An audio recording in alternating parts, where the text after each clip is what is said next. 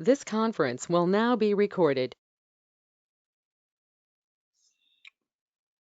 Staff, if we can make sure that the recording runs to the end of the meeting. I received a number of phone calls last week that it cut off at 8 o'clock last week.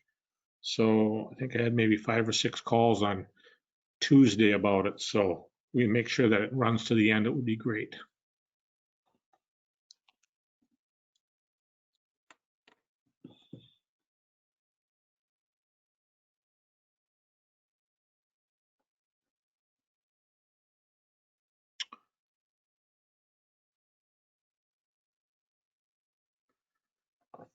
And it looks like we're at the witching hour, so staff, we're ready to go. Call the meeting to order. Roll call. Mayor Calvin. Here. Councilmember Fagerly. Here. Osmus. Here. O'Brien. There. Butterfield. Here. Osk.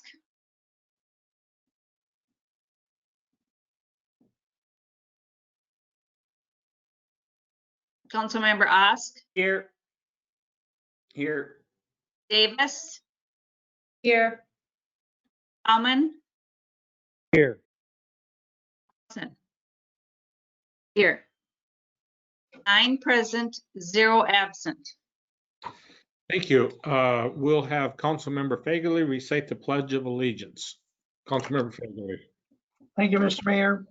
I pledge allegiance to the flag of the United States of America and to the republic for which it stands, one nation, under God, indivisible, with liberty and justice for all. Thank you for doing that. Are there any proposed additions or deletions to the agenda as it's been presented? Councilmember Osmus, followed by Butterfield. Councilmember Osmus.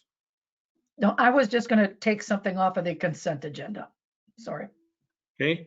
Councilmember Butterfield. I'd like to bring up back the Invest in Willmar about the mayor and Brian being able to get voting rights. I don't know where we're at on that, but I'd like to bring that back up table. Okay, that was it was voted on at the last meeting to not.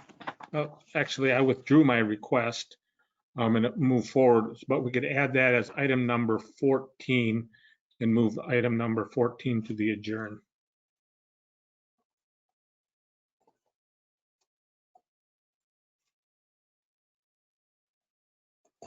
Okay, anything else, changes to or additions to the agenda as presented? Discussion? All those in favor? I'm looking for a motion to approve the amended agenda. So move, Mr. Mayor. Fagerly. Osmus, second. Motion by Fagerly, seconded by Osmus to approve the amended agenda. Discussion. Roll call. Councilmember Fagerly. Aye. Osmus. Aye. O'Brien.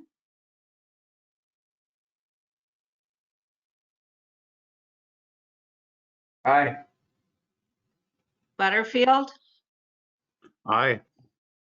Osk. Aye. Davis. Aye. Bauman. Aye. Aye. 8 ayes, 0 nays. That motion passes. Next, we have the consent items. Ms. Thompson. On tonight's consent agenda, we have for council's approval the city council minutes of January 11th, Willmar Municipal Utilities Commission minutes of January 11th. For council's acceptance, a reappointment of Abdurrahman Hussain to Park and Recreation Board. Council's information, the Invest in Willmar board minutes of December 9th. And appointments to the boards and commissions, to the Municipal Utilities Commission, Carrie Johnson. Planning Commission, Justice Walker, and Park and Recreation Board, Alyssa Norstein. Councilmember, I look for a motion to approve the consent items as presented.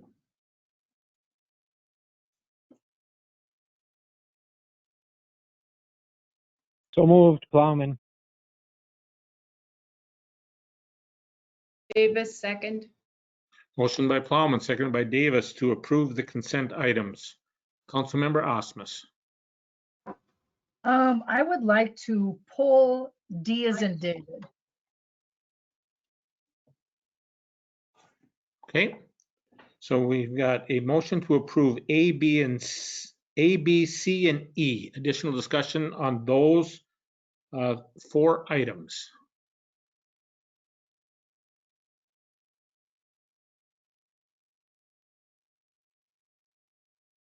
Okay, we have a motion and a second. Roll call for those 4 items. Councilmember Osmus, Aye. O'Brien, Aye. Butterfield, Aye. Osk, Aye. Aye. Plowman, Aye. Nelson, Aye. Fagerly. Aye. 8 ayes, 0 nays. That motion passes. Councilmember Osmus. Okay, on D, thank you, Mayor. On the council member liaison assignments, I went over it after we had gone through all of everybody picking their different assignments. And I feel like it wasn't equal across the board, where some members are on 5 committees and like Mr. O'Brien is only on 1. And so I was wondering if I happen to be one of those that has 5. And I'm wondering if Mr. O'Brien, Councilmember O'Brien, would like to be on the Central Community Transit Board in my place, so that he could have more committee assignments.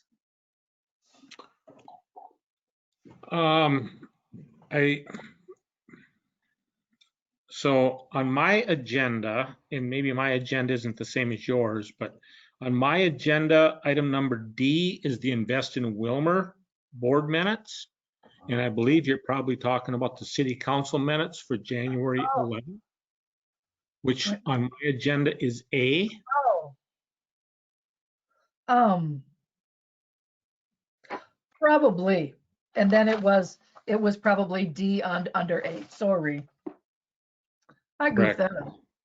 Yeah. And we So, just wanted to accept that. right, but you certainly could bring that up. I had a tally going on the side as well, and that's why I'd asked staff if it was equal, and I was told at the last meeting that it was equal. So I didn't realize that we had members that staff generally gives me a printout of all of the agenda stuff, and I did not receive that for the last meeting. So I was kind of flying kind of blind, but I had kind of picked up on that too, that things weren't equal. And so that's why I'd asked the question. Yeah, I wasn't keeping tally while we were doing it. But then after the meeting I did, and I thought, well, that's really off balance. And it would matter if Councilmember O'Brien is even willing to be on that, but. First of all, you're wrong. I've got more than 1. So I'd asked staff to send that to the council, and I believe we received it maybe on Wednesday or Thursday of last week, or at least I did. And I did go through it. I also had a call from 2 citizens expressing this concern as well. And so I think it's maybe something we should look at maybe for our next meeting potentially. But I know Councilmember Plowman wishes to speak. Councilmember Plowman. Thank you, Mr. Mayor. Yeah, since we have an item on the table pending motion, maybe what we could do is we could address this item specifically with another action item or motion somewhere else in the meeting. That way we can get this behind us, and then we can tackle the topic of committee appointments and assignments as a separate issue. And if a new motion needs to be made to rescind something or to amend something, we can do it at that time. Thank you. So Councilmember Osmus, what I would recommend is that you make a motion to approve the Invest in Willmar board minutes, item number D, and then have staff come back and make sure everybody has it so that we have that in front of us. And we can have it as an agenda item for the next meeting, if you're okay with that. Yes, I'm okay with that. I think what the community assignments was D in the city council meeting minutes. That's where I messed up. So yes, let's approve D, invest in Willmar, on the consent agenda. And then let's do that first. And then we need to revisit the committee assignments. Looking for a second on a motion to file the minutes for the Invest in Willmar meeting for December 9th. I can make a motion to second. We just accept those, right? It's not approved, right? They're just accepted. It's for information only, correct?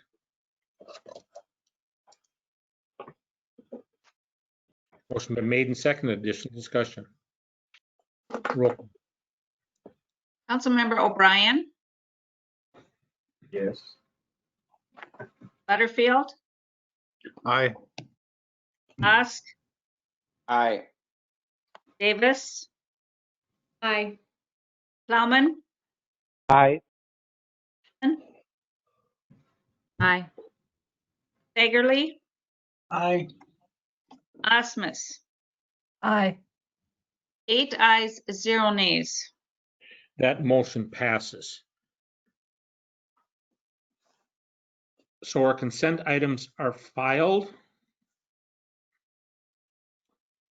Again, I would recommend that we have staff take this as a standalone issue for our next meeting to talk about, because council members would not be prepared to discuss it at this time.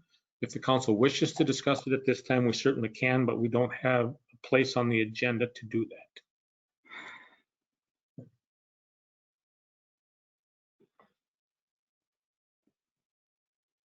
Next, we have the improvement hearing for streets and other improvements for 2021.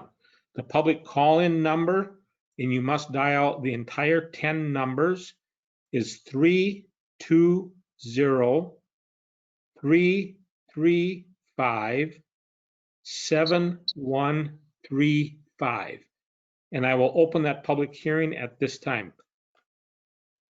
Our our city engineer, Public Works Director, Mr. Christensen. Thank you, Mayor, members of the council. You want me to go through my PowerPoint first and then have you open up for comments? Is that how you would like to do it? I will defer that to Councilmember Plowman as the Chair of Public Works.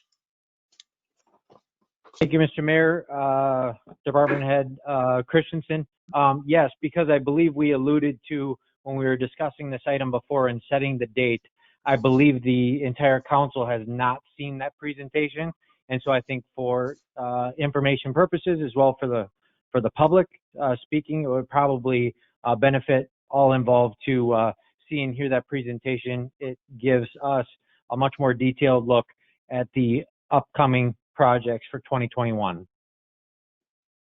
Okay, Mr. fair enough. Christensen, go ahead with the entire presentation.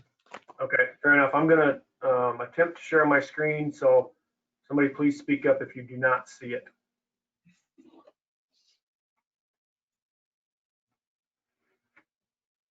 It's up. All right, we're good? Okay.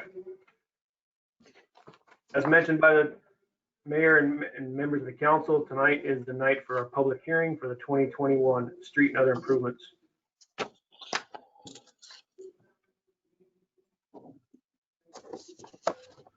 Position of the city to seek all interested parties and comments from the public, the decision-making process for these projects.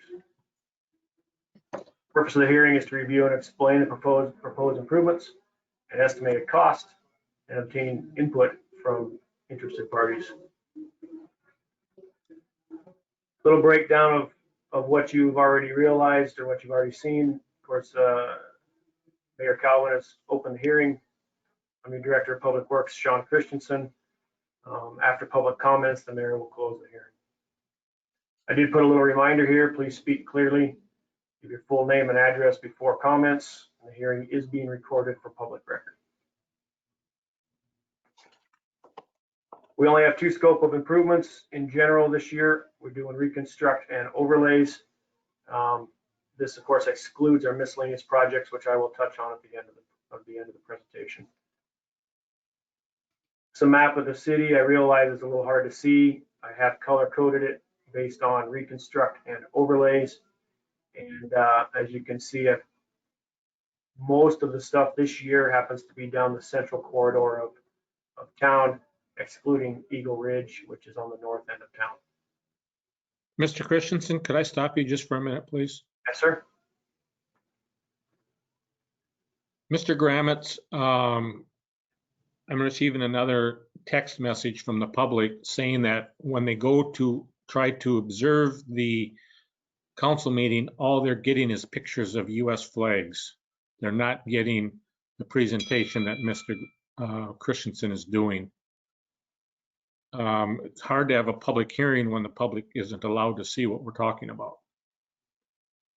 I'm not You know- mistaken, Mr. Mayor, that the RAC 8 is a audio only presentation. It's been that way since the very beginning.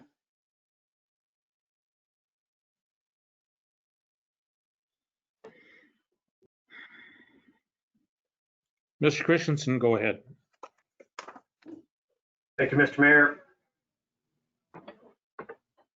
In general, reconstruction of streets includes the following. We remove the bituminous pavement that's there, remove and replace curb and gutter and utilities as needed, storm sewer improvements, grading, gravel base, tile and tile drain services, and then of course we finalize it with bituminous paving and turf establishment.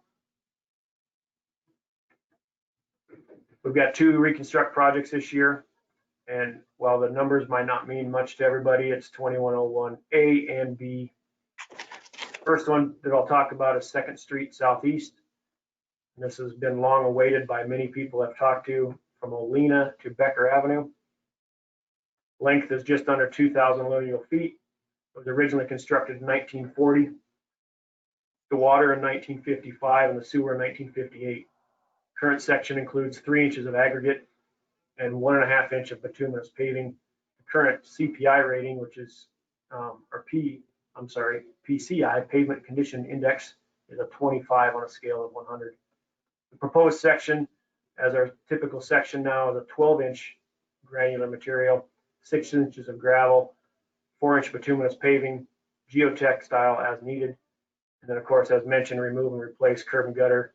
We're going to replace the 10-inch water line. We're going to replace existing clay sanitary sewer with PVC. Of course, reconnect the services and replace stormwater pipes and catch basins. Moving on to Eagle Ridge Drive East. This one runs from 37th Avenue Northeast to 8th Street Northeast. The length is just over half a mile, 3,300 feet. Originally constructed in 1993. We're doing the current section is 7.5 inches of aggregate and 4.5 inches of bituminous. Current rating is a 70.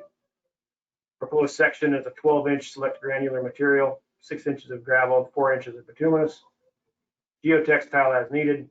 We're going to remove and replace curb and gutter, and then we're going to add some additional stormwater pipe and catch basins. The utilities, water and sewer utilities, are new enough in this particular street that by and large we will not have to mess with those.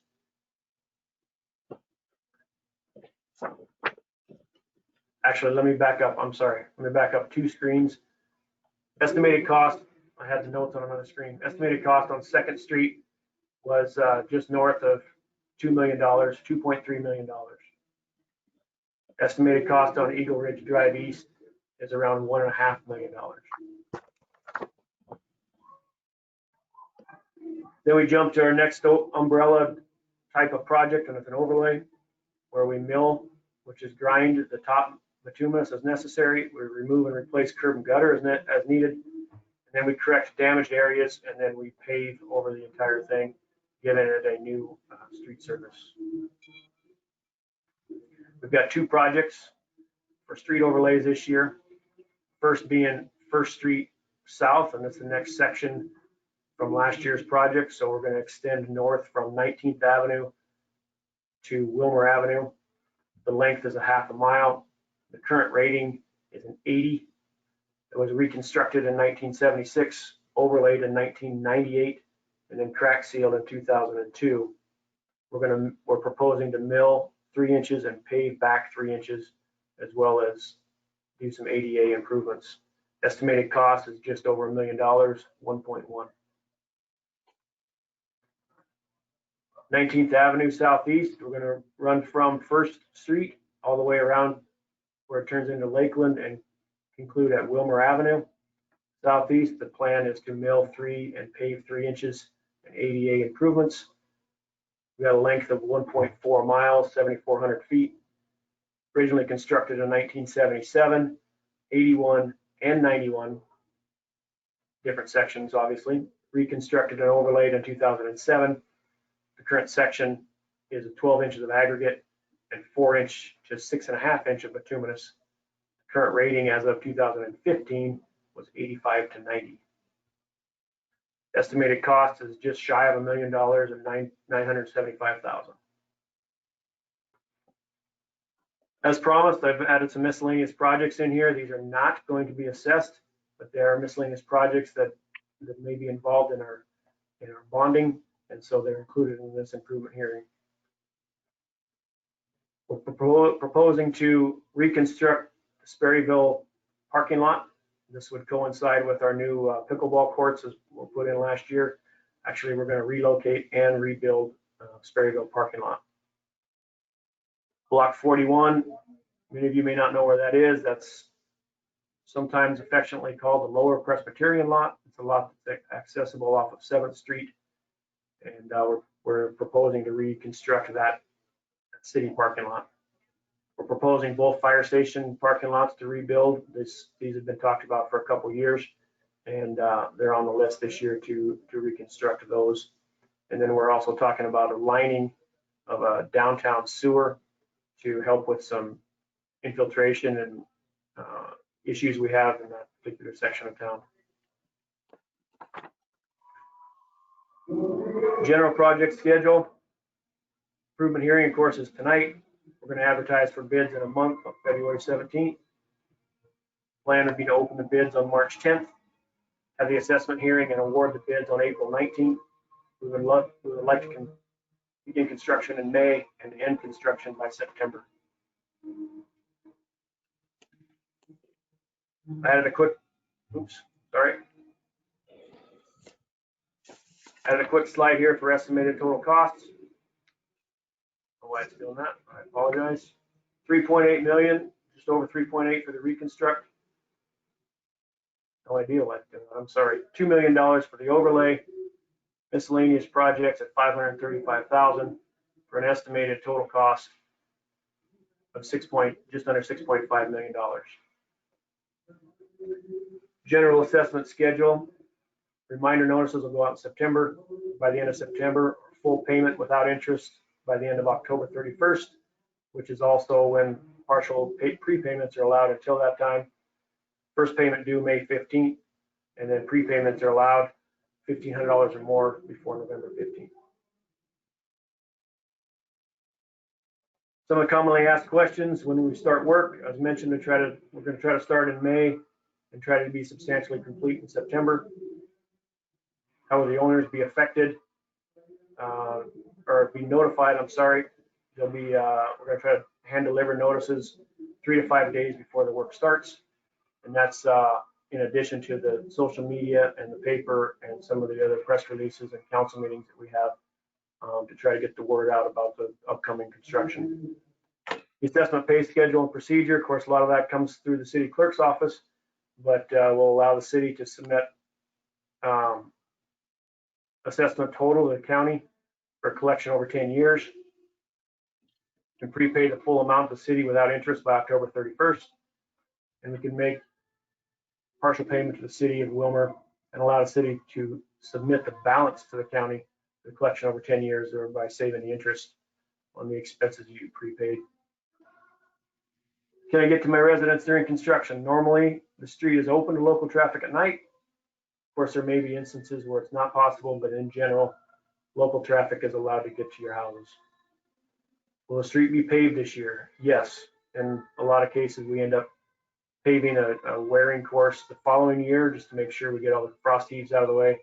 But you will have one course of pavement this calendar year. Will there be dust? Yes, although we take what measures we can to make sure the dust control is taken care of. That's in the contractor's contract, and he's responsible to take care of the dust. Will the street or driveways be closed off during project? There'll be a week to 10 days during where concrete is curing that you'll not be able to use the driveways. If you have special access needs during the project, please contact the city or the contractor.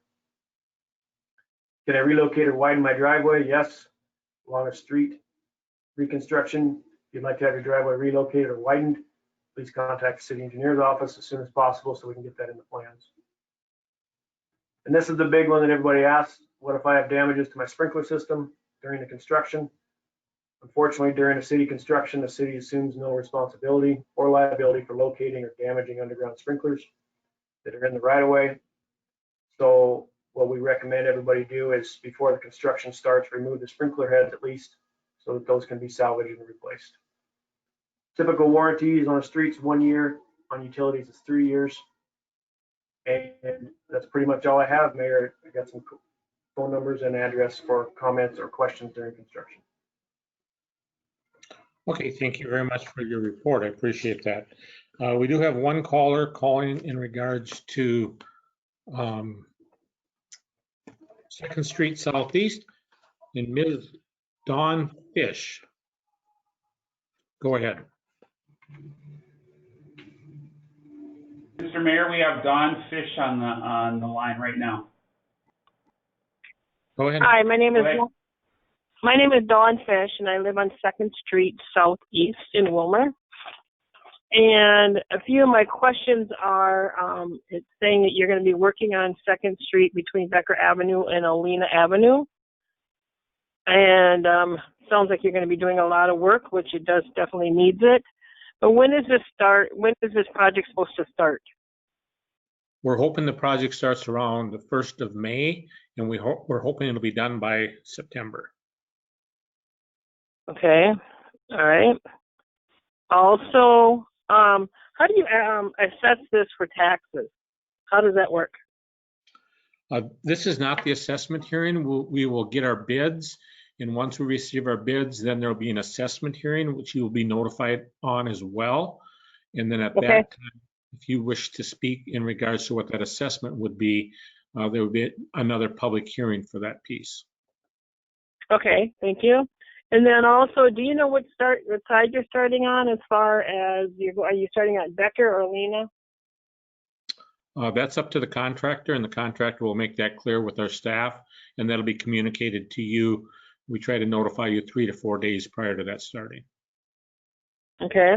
And how about parking and access to our homes during this time? The city does everything they can to make sure you have access in the evenings. Obviously, when they're working on the project, there may be times when you cannot get to it. The only exception to that would be is if you're having your driveway redone as part of the project, there would need to be 10 days for curing of the concrete. Okay. All right. I've lived on this street for many years, and there's a lot of traffic on this street as far as we get trucks, a lot of like your city trucks. We get a lot of like semi trucks without the semi part on it, the trailer on it. We get a lot of heavy vehicles going along on this street. It's just, I guess, I don't know, what's the estimation of the pavement and all of this? Is this taken into consideration of this?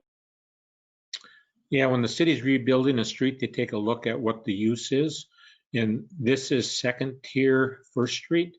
And so some of the commercial businesses are now dumping off onto Second Street. And so that's taken into consideration when the reconstruct is done. Okay, taking into consideration, all right? Sorry, I'm trying to take notes too.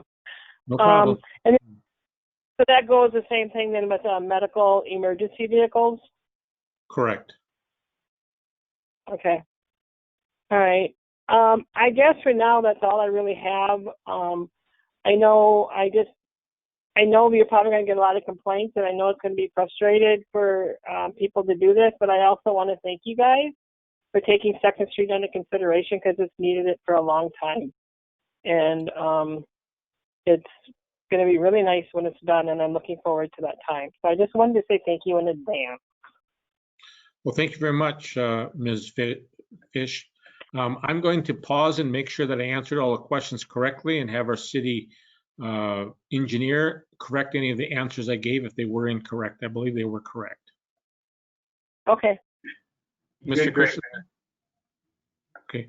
Our city engineer is saying that the answers that I gave were correct answers. So thank you very much, and we're looking forward to the project being completed as well. It's been on my to-do list for 6 years, so I'm glad to see it happening. Thank you very much. Okay. Thank you for taking time to answer my questions. Have a great evening. You bet. You as well.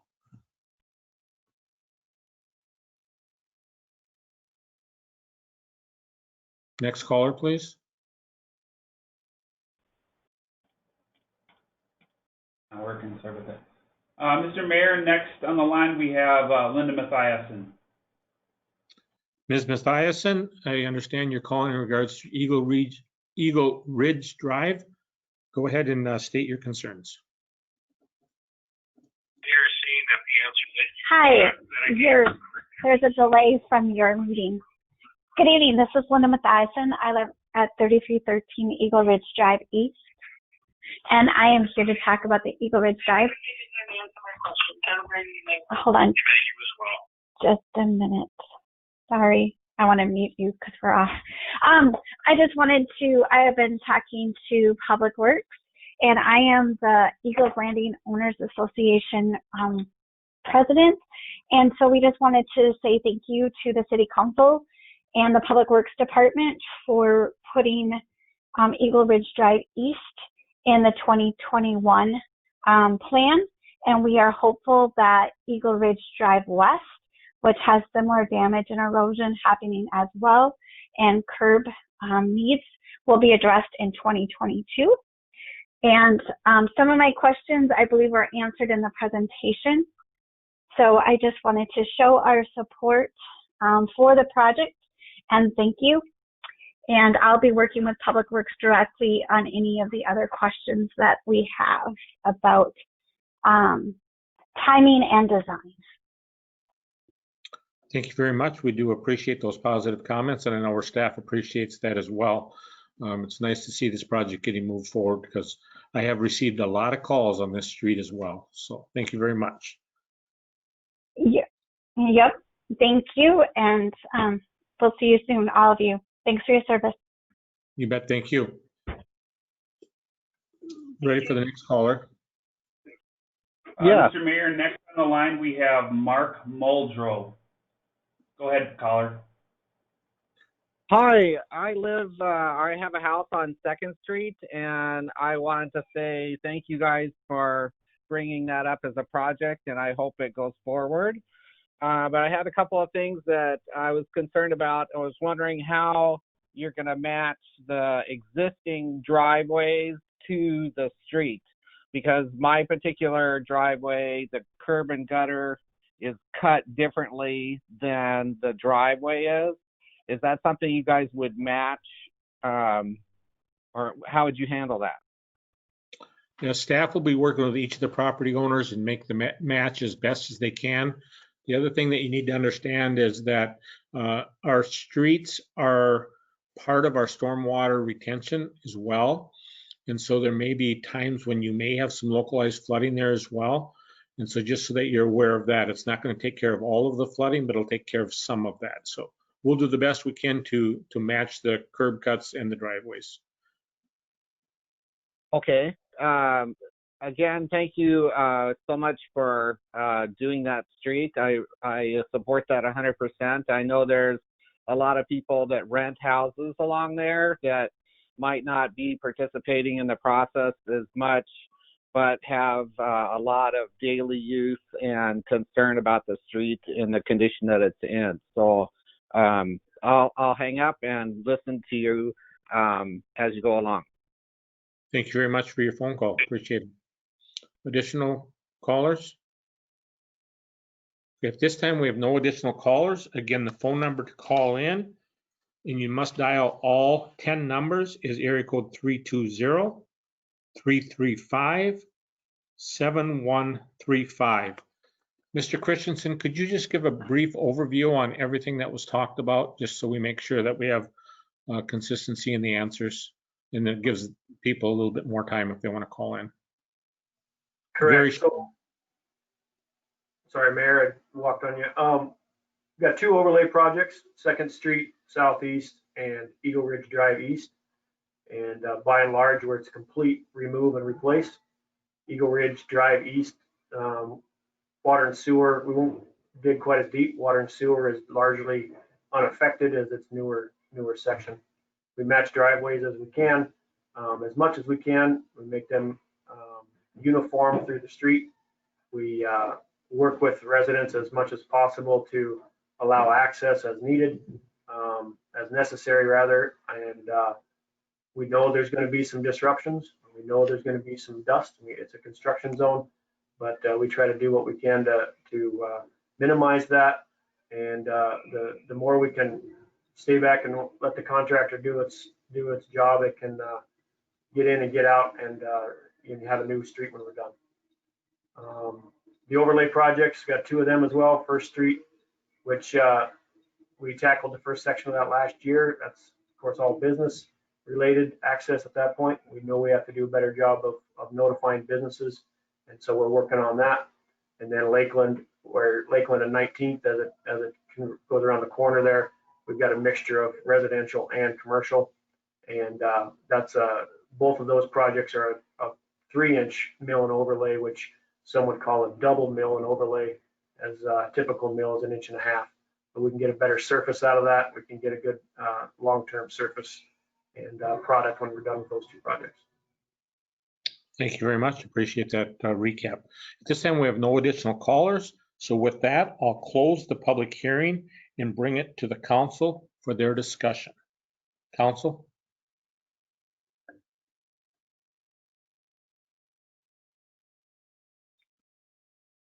I'm looking for a motion in a second. Councilmember Osk. Yeah, Mr. Christensen, could you just say a little bit about the 2 reconstruction projects? I mean, just, coming from my very limited understanding, one is one road that we're replacing is quite a bit newer than the other one. Can you maybe say a little bit about why that's necessary so quickly up for Eagle Ridge? Christensen, hold on that. I'm looking for a motion in a second to get the issue on the table. Mr. Mayor, I would motion to adopt a resolution ordering the 2021 street and other improvements and approve preparation of plans and specifications. Motion by Plowman, second by Osmus, to approve, as Councilmember Plowman stated. Councilmember Christensen, please answer the question.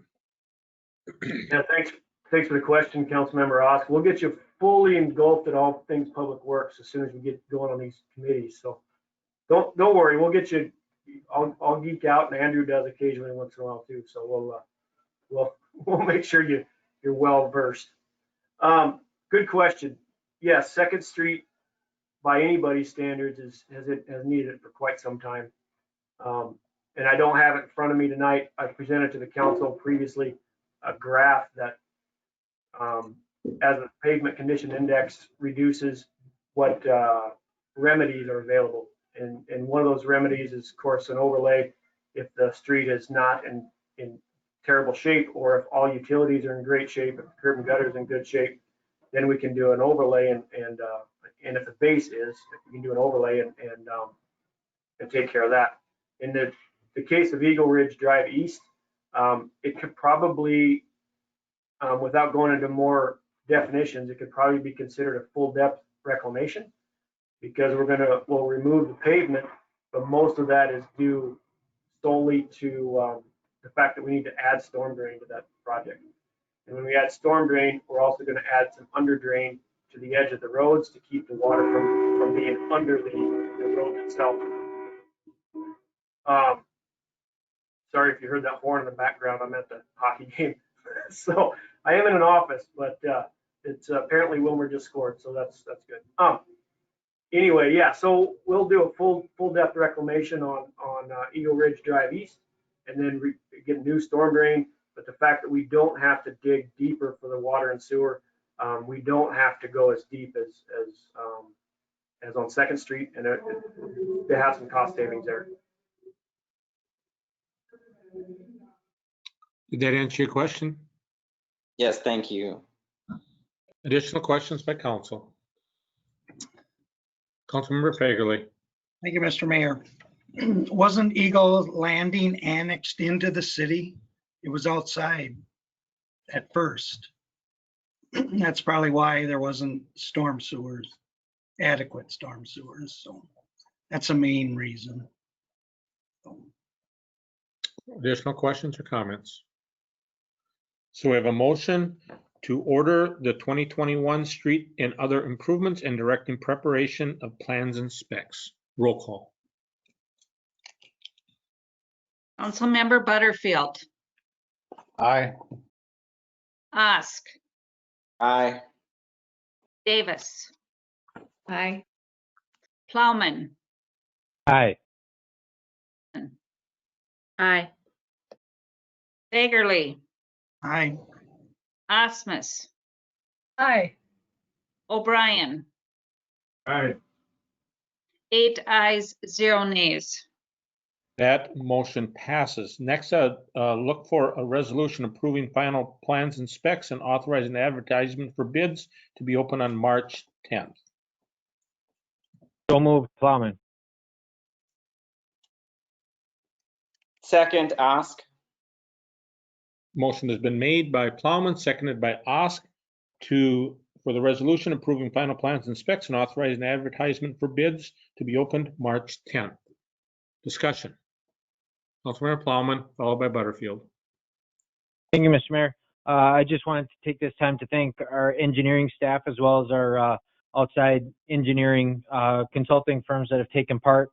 This is an aggressive schedule, and we've heard from the public in past years that they would like our council and they would like our leadership to take an aggressive approach when it comes to our streets and our roads. And so we are trying to do that as best as possible. I think this year's slated plans are a great example of a few different things that highlight a few of the concepts that we're going to need to remember for future projects, future budgeting and construction and whatnot. 2nd Street is a great example, and it's hard to say great example, but it is an example of what happens when a street falls really low in that ranking, in that engineered rank. By the time it reaches a certain point in dilapidation, you get this point where it's either a reconstruct or nothing. So if it falls kind of somewhere halfway between on the scale, for our dollar's worth, to get our money's worth out of it, we're almost best off shelving it until a later date. And then when that later date comes, which is now, we do end up paying substantially more to do those construction projects because your lineal foot cost is a lot more expensive. On the polar opposite end of that would be a project like what they're doing in Eagle Ridge up there, and that if we stay ahead of the curve and do not let the rankings of those streets get too low, we can come back and for a much more effective dollar per lineal foot, we can come back and we can do a great job at rehabbing the road, and as Mr. Christensen also mentioned, making other necessary improvements without necessarily getting into the guts or the infrastructure below the street. And then thirdly, the thing I wanted to highlight is with the continued work going to be done on First Street, not only is this going to improve the quality of the roadway itself, but as we heard a few weeks back, we had received an ADA report that was generated with the help of Bolton and Mink. And within that report was many millions of dollars of ADA improvements that were necessary across the breadth of the city. And this is a good example. This First Street project is a good example highlighting how, although those costs are quite large, if we take into account many of the things that the report highlighted, we can incorporate those changes with our streets and roads project. So as Mr. Christensen noted, with this project, we will be able to, as we work our way north on First Street, incorporate those ADA improvements, and therefore those costs are absorbed by the street improvement program rather than going and doing those ADA improvements on their own. So we're maximizing our benefit for the city, for the community. We're trying to spread our tax dollars just as widely as possible. And so I believe that this year's projects do a good job of highlighting the different types of projects we have, but also the work that can be done in the future. And what I believe is a good, cost-effective, and efficient way of managing the street construction program. Also, final note, we have discussed in prior meetings with regards to the First Street and all the commercial businesses located on First Street. There were various instances where accessibility was an issue. We certainly took those instances to heart. Did not fall on deaf ears. Notes were made and taken. It was discussed at the committee level multiple times about what could potentially be done differently, how we can communicate with the contractors differently, and hopefully how that will work its way down the chain through the various subcontractors so as to avoid some of those accessibility issues, especially right in the heart of our city businesses right adjacent to First Street this year. So again, hats off to the engineering department, and we appreciate the aggressive schedule, and I also believe the fact that we can get this out to bid as early as February will also be beneficial to the city of Willmar. So thanks again. Thank you for your comments. Councilmember Butterfield. Are we on the $5 million bond part? Oh, no, we're on the, we're advertising for plans and specs to be open on March 10th. Okay, then I have nothing on that right now. Additional comments or questions? Again, I'll just point out, I had a lot of concerns about this, and I had requested to be invited to the meetings when this was discussed, and I was not invited to the meetings. And so I will be watching this very closely. I had to roll my sleeves up and get a lot of work done on this, and I had firsthand knowledge of what happened, so I had respectfully requested of both staff and council representatives to be invited to those meetings when they happened, and I was not invited. I am still disappointed about that, and leads to our lack of communication. We have a resolution on the table to approve final plans and specs and authorize an advertisement for bids to be opened on March 10th. Also, I've been told that the agendas are presented. When this was talked about, it was not an agenda item. Roll call. Mr. Mayor, I believe Councilmember Nelson had her hand up. Okay, Councilmember Nelson. Yep. I'm just seeking clarification with the comments that you just made with what meetings you were referencing. Public Works. I'm sorry. Public Works, Public Safety. But what it was, what wasn't informed, or I'm just trying to understand the comments that you made. I had specifically made a phone call to Councilmember Plowman and also sent an email asking to be included in the conversation when that happened. I'm sorry, when what happened? That's the part that I'm missing. I'm not sure what you're questioning. The conversations about the street closure process.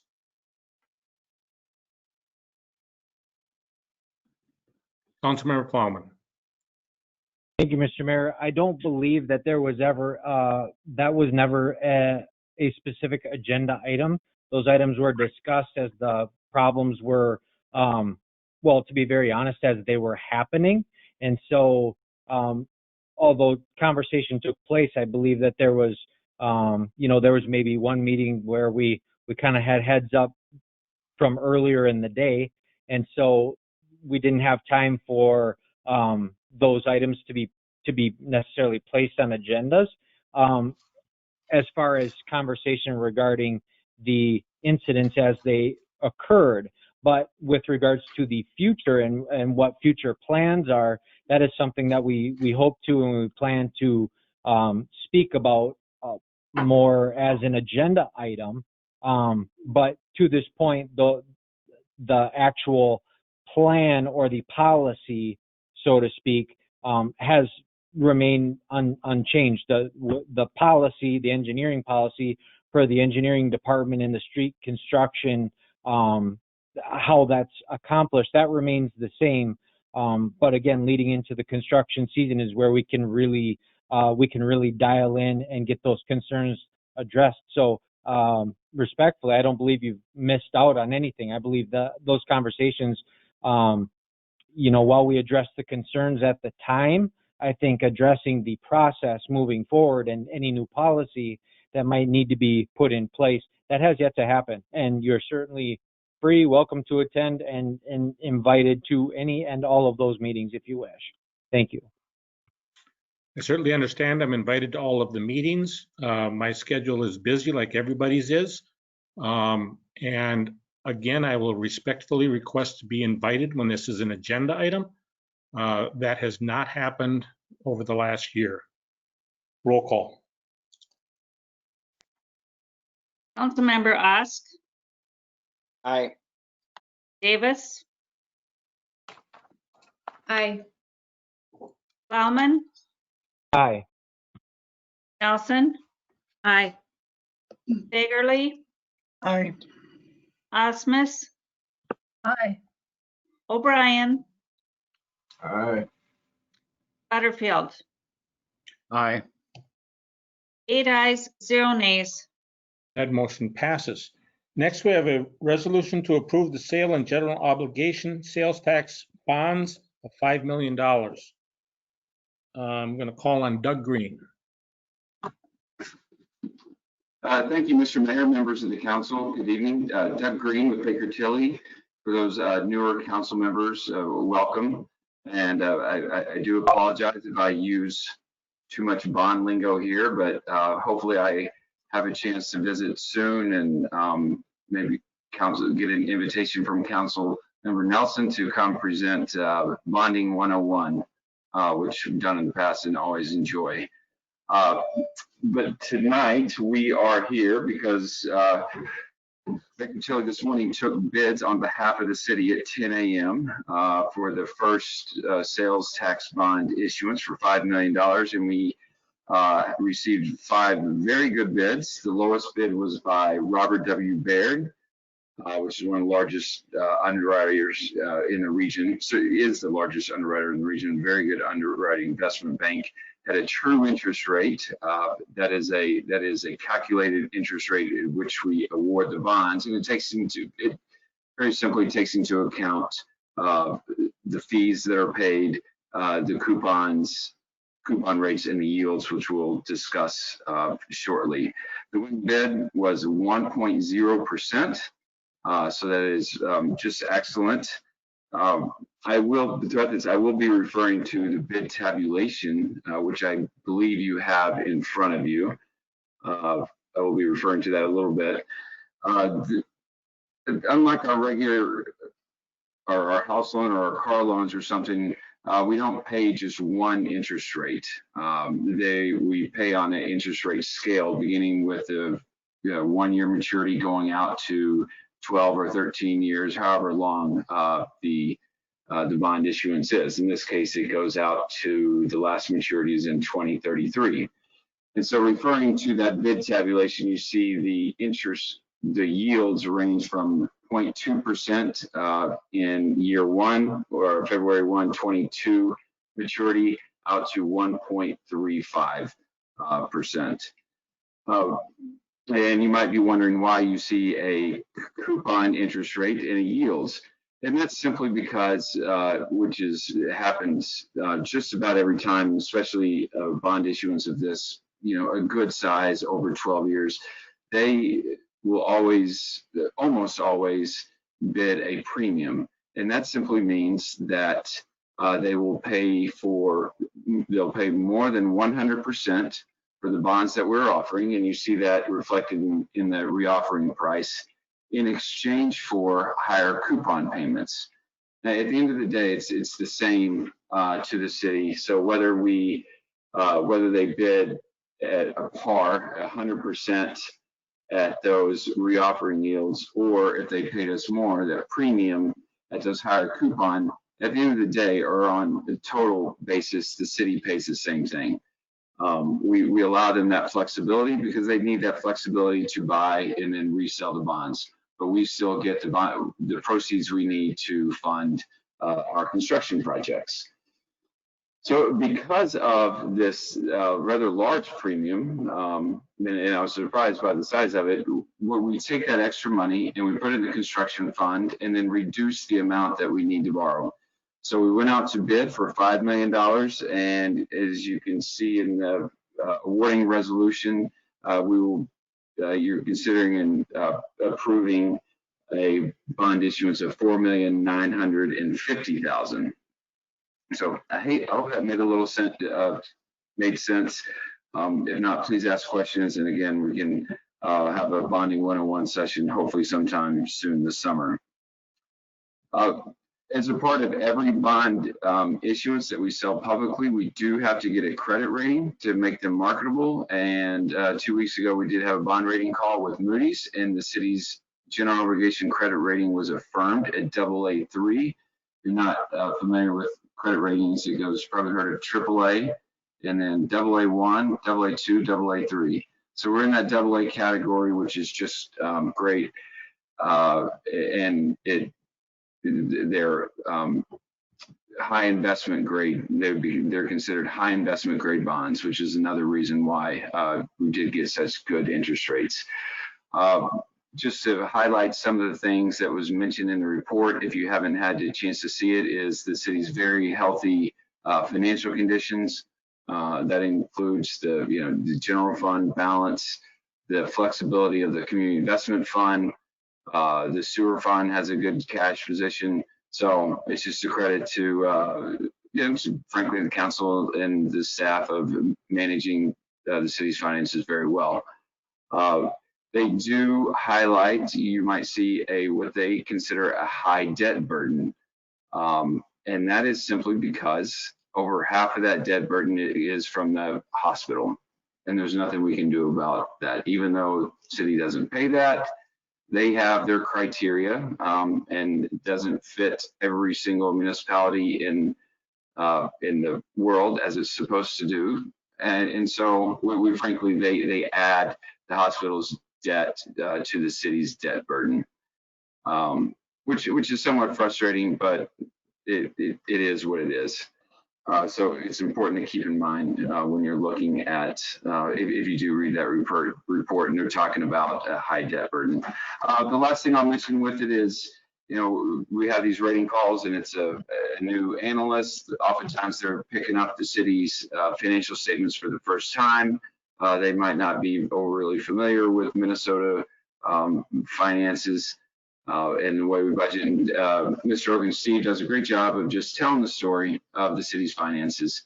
What your priorities are, how you go about budgeting each year, and it's reflected in the results. The fact that there's a good solid but not too high balance each year, and it obviously reflects a good financial management. So he does a great job of walking through a financial statements which are not very clear all the time, and telling that story.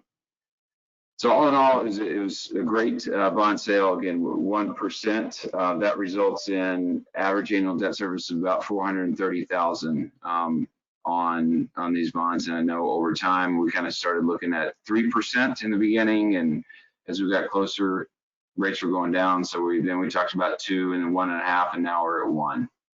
So very good results. Mr. Green, thank you for your presentation and thank you for that brief overview for our new council members on the bond process. Mr. Wilkins, we already heard that we started about that 3% number and ended up at about 1, so a savings of about 2%. What was the par on that we had talked 2 meetings ago? And then what did we end up with on the par? If you can explain that a little bit. Mr. Mayor and Doug, I think you may have maybe misstated the par amount of the bond issue.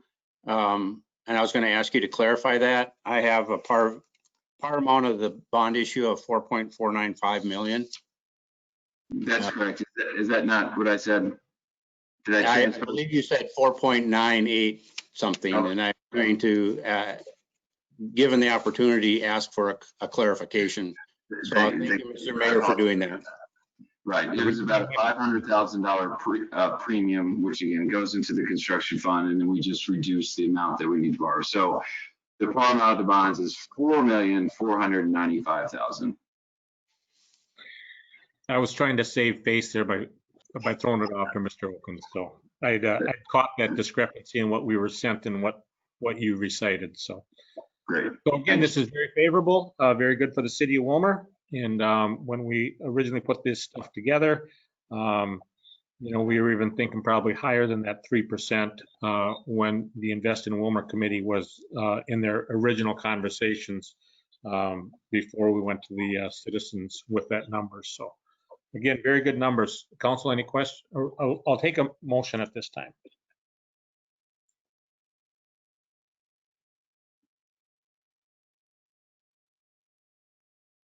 Motion by Councilmember Fagerly. Is there a second? Mayor Calvin Second. Nelson, I can second. Motion by Fagerly, seconded by Nelson to approve the sale of general obligation sales tax bonds for $5 million. Discussion. Councilmember Butterfield. Unmute yourself, please. I have 2 questions, Mayor. First is on this paying back. Are we going to be using the sales tax, or are we going to be pushing this over to our tax base? Mr. Wilkins.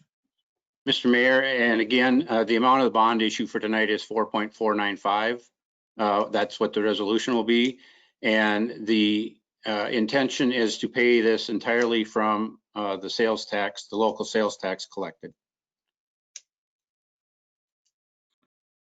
Okay, and then the second question, what projects are going to be covered underneath this $5 million? Go ahead, Mr. Wilkins. Mr. Mayor, members of the council, this includes $3 million allotment for Robbins Island and $2 million for Swanson Field. 2 of the 6 projects that were authorized by the voters and the legislation. Thank you.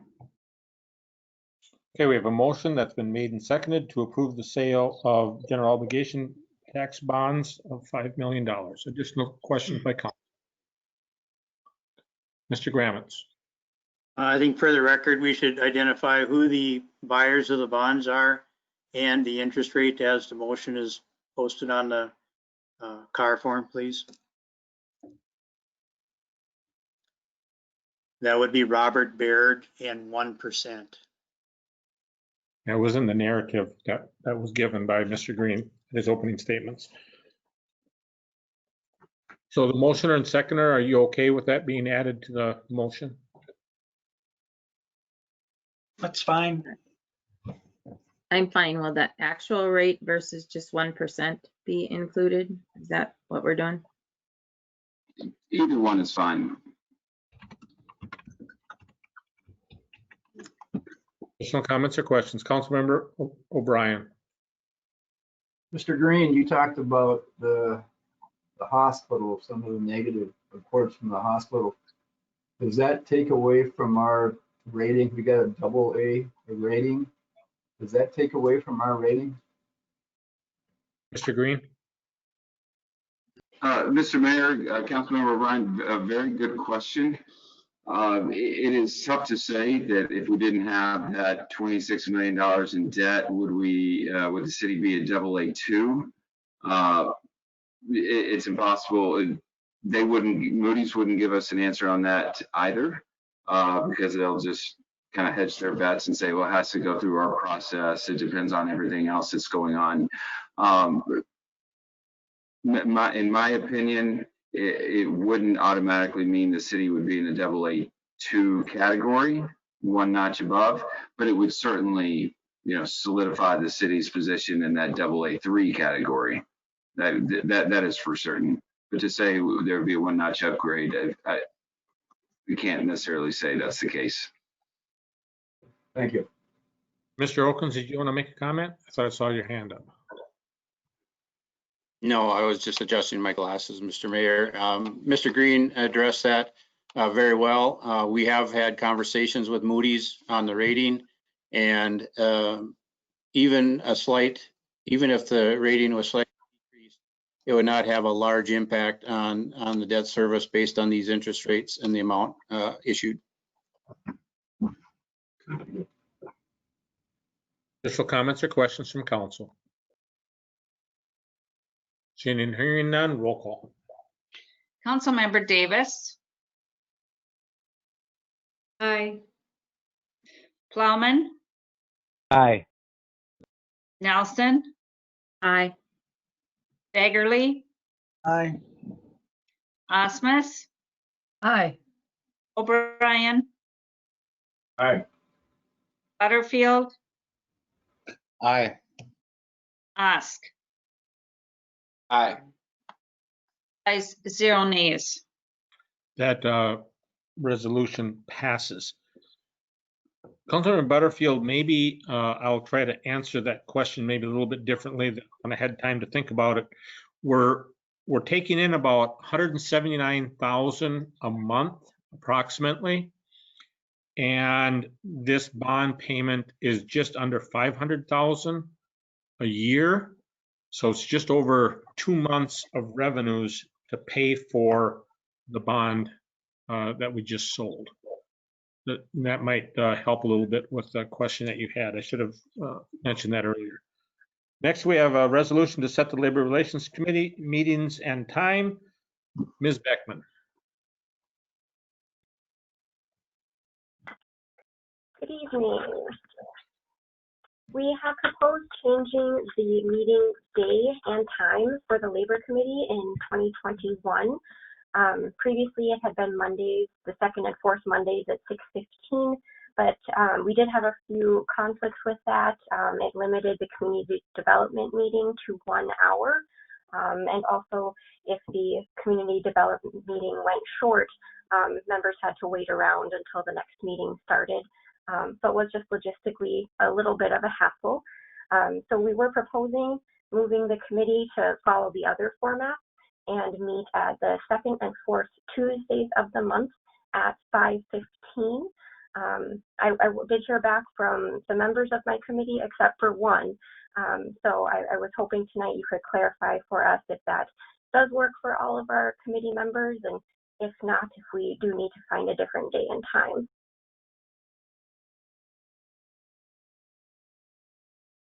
I'm not seeing any opposition. So the proposal from staff is to meet on Tuesdays. And give me your times again, please. Yep, the second and fourth Tuesdays at 5:15. I should have written that down. I apologize. So the Labor Committee will be meeting the second and fourth Tuesdays at 5:15 at City Hall. Councilmember Butterfield.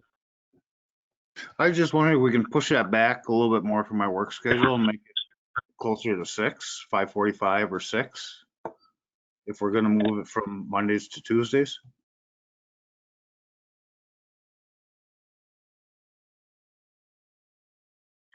Ms. Beckman. That's perfectly fine for me. If the other members want to chime in as well, that's fine with me. Is there any objection to moving the meeting to 5:45? I'd entertain a motion. I'll make a motion to set the Labor Committee meeting for 5:45 on Tuesday nights. Second and fourth. So second to that motion. Second Butterfield. Motion by Davis, seconded by Butterfield. Discussion. Roll call. Councilmember Plowman, Aye. Nelson, Aye. Bagley, Aye. Osmus, Aye. O'Brien, Aye. Butterfield, Aye. Osk, Aye. Davis. Aye. Ayes, 0 nays. That resolution passes. Next is a resolution to amend the agreement with Bolton and Mink for Robbins Island improvements. Mr. Gramitz. Mr. Mayor and City Council members, this is an extension of the original Robbins Island project to include more or less the second half. As you're well aware, the first stage was authorized by the City Council. There's remaining funds left in the original $3 million allocation. And I think at this point in time, we do have the chairman of the Robbins Island group, Ms. Skredovit, and also the engineer with Bolton and Mink, Jared Vogie, to answer any questions you might have on the phase 2 of Robbins Island.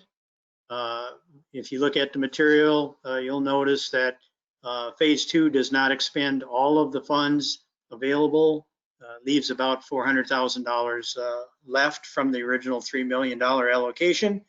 And Rachel, I think if you would wish, you can explain your project. And at this point, I guess I would just mention that there probably was an error in the resolution. This would not necessarily be approving plans and going out for bid. It's just authorizing the consulting engineer to prepare plans, and that then would go through the process from approval once they have a finished product. So we need to amend the resolution when we get to that point.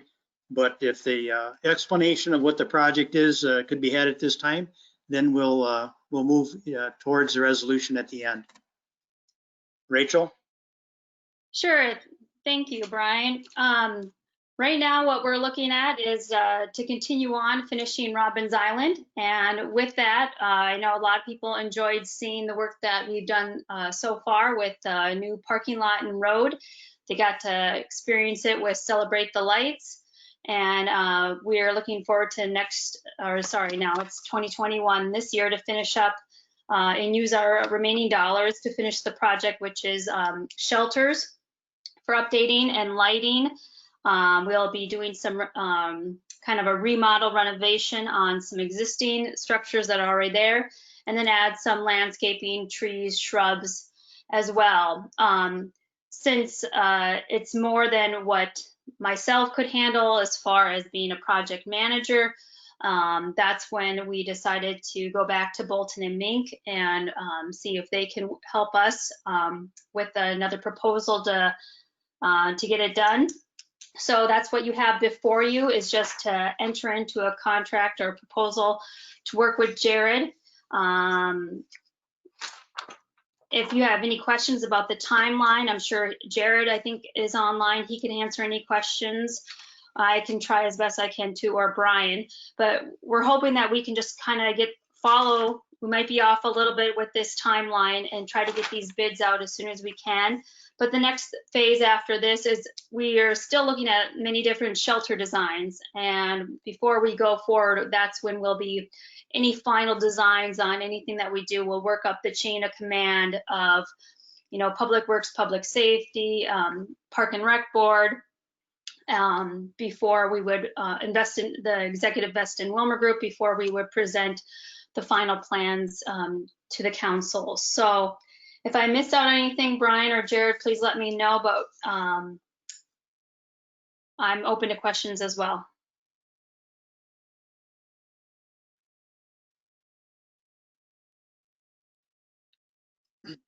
I got a question. Go Mr. ahead. Mayor? Oh, okay, thanks, Rachel. Originally, wasn't there supposed to be like a boardwalk for Robbins Island, and that was cut out of the project? And the DNR, That was not cut out of our project. It was kind of more so cut out of the grant, project of the Four Seasons Shelter grant.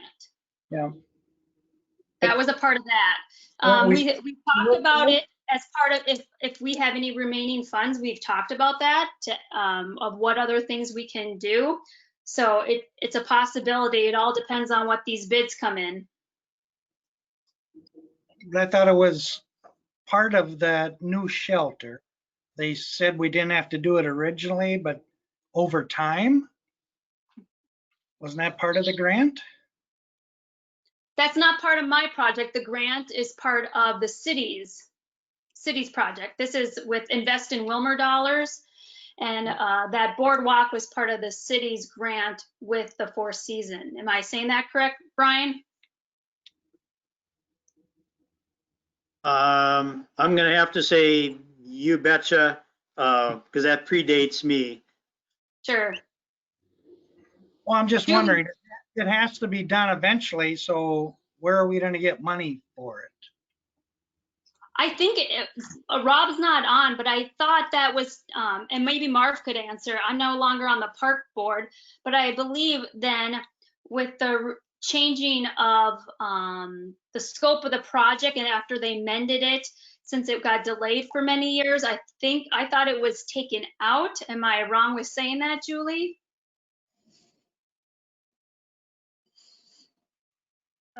Yes, I believe it got taken out. I'm just wondering why Councilmember Fagular says it has to get done eventually. Because that was originally part of the grant to build that shelter. And the shelter came in so high, we had to cut somewhere. And whoever it was, the DNR or whoever gave the funding said, no, you don't have to do it right now, but it has to be done. That was our consultants from the city from the cities that did the Robbins Island park plan. So I don't know. Well, it can certainly be brought up, that's not under my scope, but it can be certainly brought up to Rob. But like I said, I think that was part of that project with the grant, but I thought it was amended because it was a delay and because of costs, and they took that out, but something to consider in the future. But I mean, I can definitely write it down for our committee's standpoint of something to, with if there are remaining funds, if that's something that they want to pursue or the city wants us to pursue. But otherwise, I think that's a question for more Rob. Well, I'll bring it up at the park board meeting tomorrow. So. Okay, Julie? I guess I would just like to reiterate a little bit of what the mayor said last week at our city council meeting, is that if there is money left over, that all of these projects aren't silos in and of themselves, and that say like Swanson Field could definitely use 200,000. And if there is anything remaining, that in the scope of the whole city and all of the projects, that we don't have to be quite as concerned about spending it all on Robbins Island, but that some other projects could use the funds. I would like to see that happen.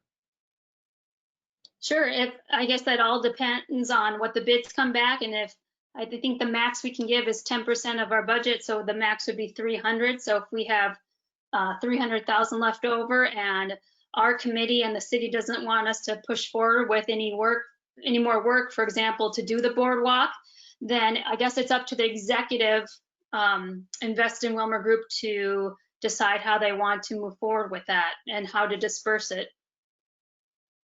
And I understand that. I just wanted to just remind people that we have that possibility and that option. Sure.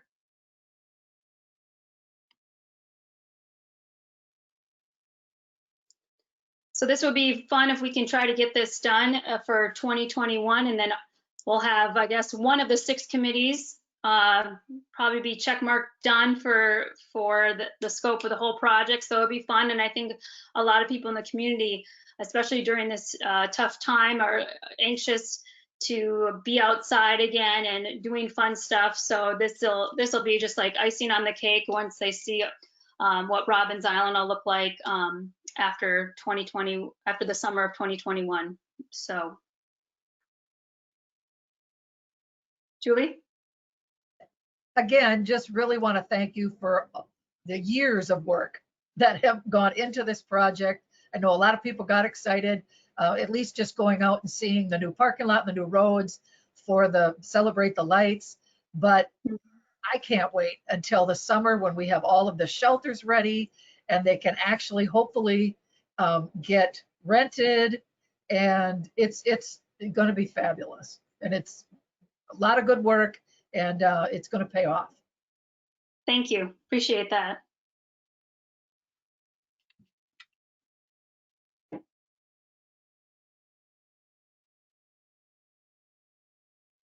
Any other questions about the remaining scope of the project, or any more specifics from Jared with Bolton and Mink?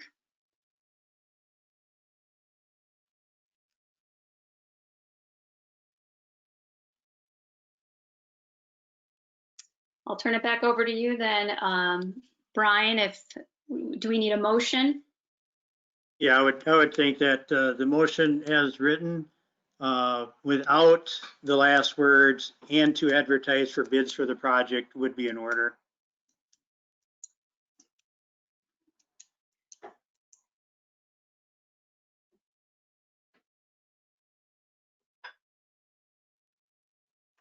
Osmus, I'll make that motion. Davis, second. We have a motion on the floor by Osmus, seconded by Davis, to move the project forward for the agreement with Bolton and Mink for their design for Robbins Island. Discussion. Roll call. Councilmember Nelson, Aye. Fagerly, Aye. Osmus, Aye.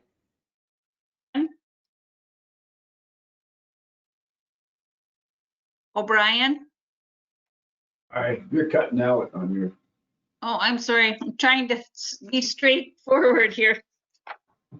Butterfield, Aye. Tusk, Aye. Hess, Aye. Plowman. Aye. 8 ayes, 0 nays. That motion passes. I as well would like to thank you, Ms. Skredvet, for all of your hard work. I know you and I have had many, many calls in regards to this project, and leadership that you've displayed through very tough times and through lots of bumps and bruises has gone very well. I also want to thank you for your time serving on the Mayor's Task Force for Robbins Island. Your leadership was exemplified there as well. And the city of Willmar is very fortunate to have citizens like you that roll up your sleeves and get the work done. And even when you are, things don't go the way you want, you stay at the table and you continue to see your project through. So the leadership that you've shown on this project is second to none. You've done a very good job. So thank you very much for your work. Appreciate that. Appreciate it. Thanks so much. I know the community will love it too. Exactly. Next, we have the consideration of setting public hearing to receive information and public comment on the 2018 Small Cities Development Program. Ms. Bankston.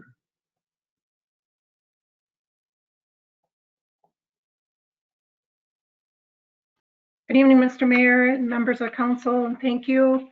So tonight I'm Jill Bankston from the Executive Director of the Kansas County HRA, and this agenda item is to set a public hearing for your 28 Small Cities Development Program funding.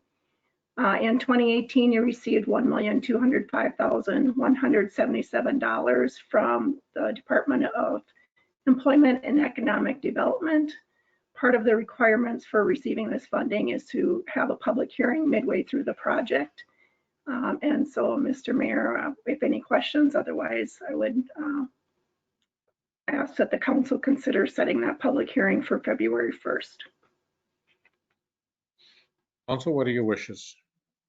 I'll make that motion, Mr. Mayor. Motion been Nelson, made- second. Motion been made by Fagerly, second by Nelson, to set a public hearing for February 1st to hear on the 2018 Small Cities Development Program. Discussion. Roll call. Councilmember Fagerly, Aye. Rasmus, Aye. Ryan,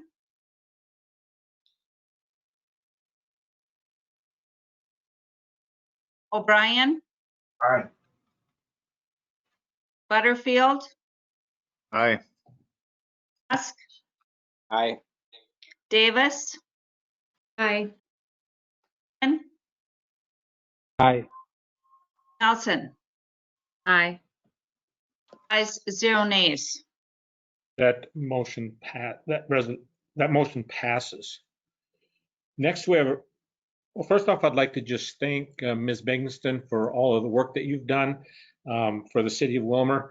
It used to be occasionally we would receive a grant, and you and I met probably 3 or 4 years ago, and we said, let's roll our sleeves up and go after it and see what we can accomplish. And we've been very successful in our grant applications, and thank you for your leadership on that in making that happen. I believe it's 3 years in a row we've received funding. So, Willmar had not received funding on a small cities grant for a number of years prior to that. So with that, we'll go to the resolutions for the program startup policies for ongoing small cities development. And let's take them one at a time, which will make it a little bit easier. And then I'll be calling on Chief Felt for some comments at some point as well. Actually, Ms.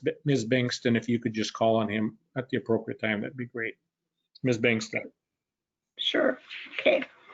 So for your 2019 program, you received $750,000 in the Small Cities Development Program, and $400,000 will be used for a downtown streetscape activity, and $350,000 will be used for the Lakeview Apartments to do a window replacement and concrete ceiling project. So to get started with this summer, we want to get bids out for the windows fairly soon. And there's a number of policies that you're required to also pass as a condition of receiving the funding. So the first one is a fair housing plan. And I believe that is in your packet. There's a resolution there that says you will be adopting a fair housing plan. And then the second page discusses the activities you'll be implementing. And I might ask if it's okay if I could ask Sarah, I think there was a couple of edits to the resolution this afternoon. Ms. Swedberg. Yeah, Mayor, members of the council, it was brought to our attention this afternoon that there were just a few minor edits that are needed for this particular resolution. Really just some small language changes. Instead of the third whereas clause, that's going to be turned into a now therefore be it resolved clause. And we're going to specify that the city agrees to abide by and promote all fair housing regulations pertaining to the Small Cities Development Program. Our city attorneys believe that just by adding this short, this minor edit addresses two concerns that were brought up. So one, it makes it clear that the city is actively agreeing to abide by the fair housing regulations, while also specifying that the requirement to follow those regulations only pertains to the projects happening with the small cities, with this particular small cities grant. So that would be the minor edit that we want to include in that resolution. Someone want to make that motion? Are we looking for a motion to make that edit on the third one? No, Or are the we edit going is to the address way- that after we do the first and second?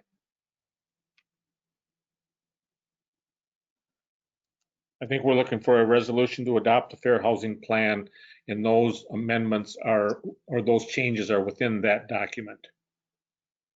So Mayor if you- Calvin, I would make that motion with the amendment as recommended. Second. Motion been made by Nelson, seconded by Osmus. Discussion, Councilmember Butterfield.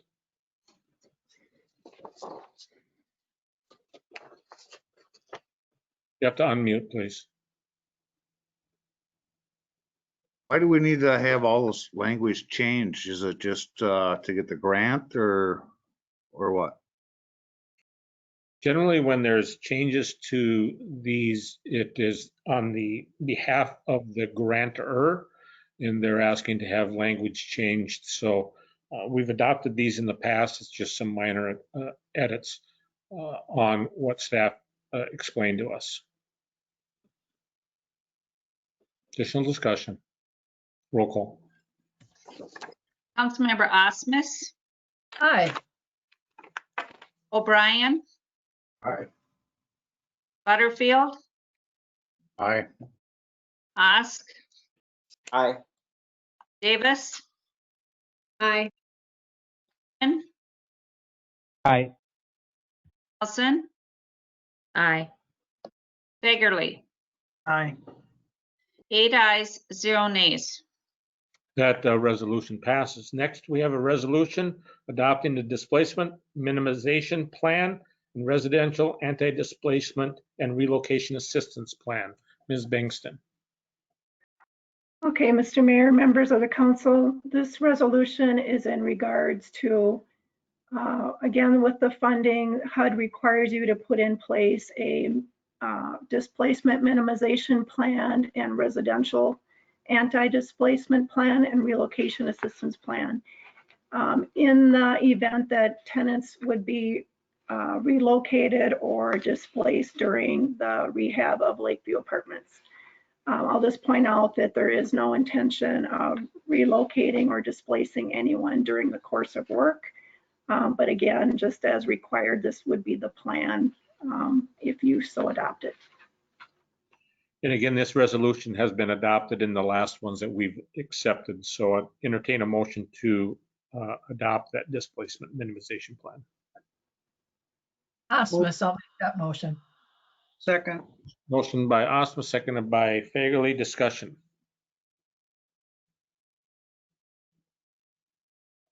Roll call.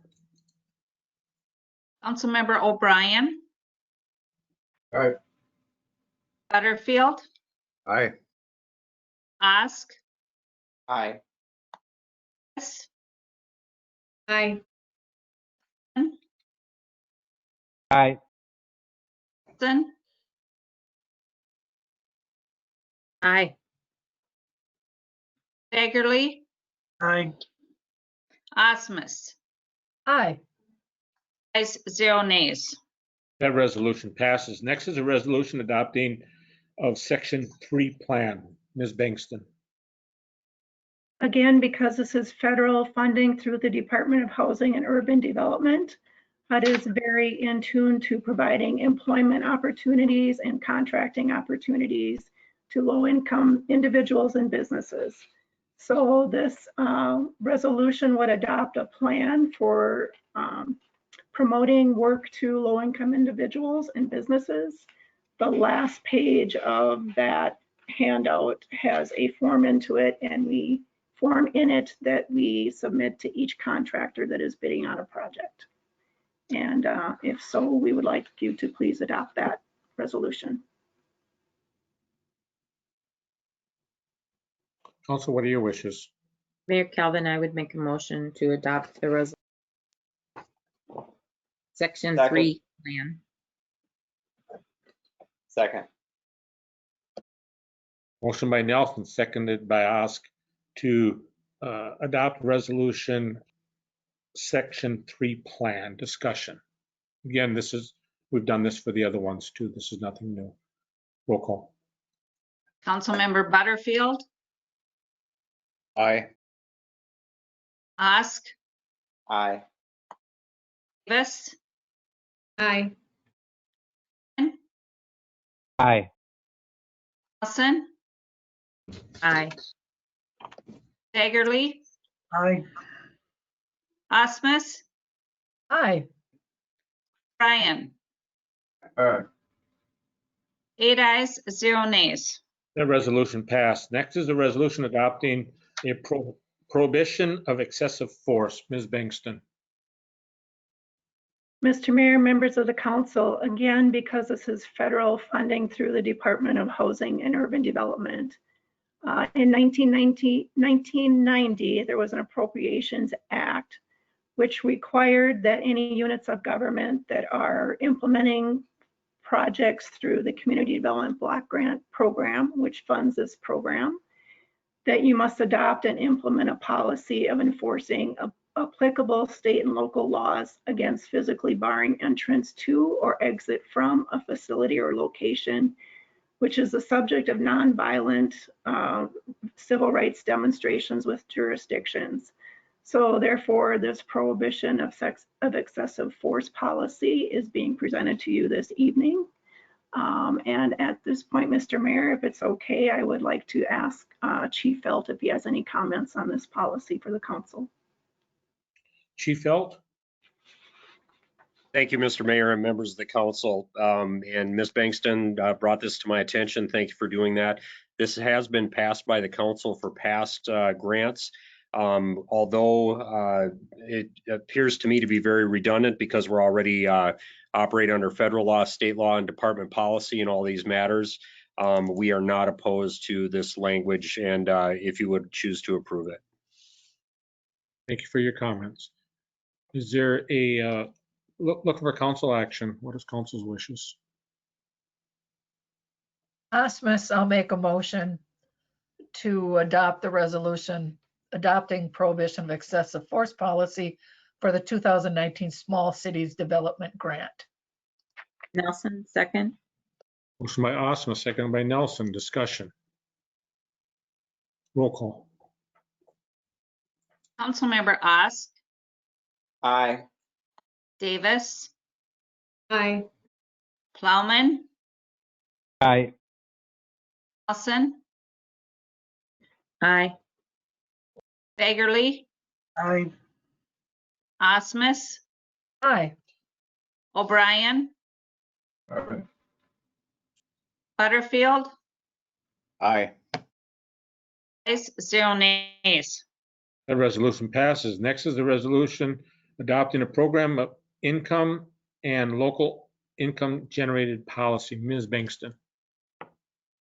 Mr. Mayor, members of the council, so this policy is describing how funds will be administered in the event that you establish a revolving fund of loans that are paid off because, back up a little bit here, because with the program, you are entering into deferred loans with households or businesses. Sometimes businesses or homeowners do not comply with the full term of their deferred loans, and you end up receiving those funds back. That can either generate program income if you receive in excess of $35,000 in a year, or local income if it's less than that amount. So when that happens, this will be your policy on how those funds will be tracked and reported on. Council, what are your wishes?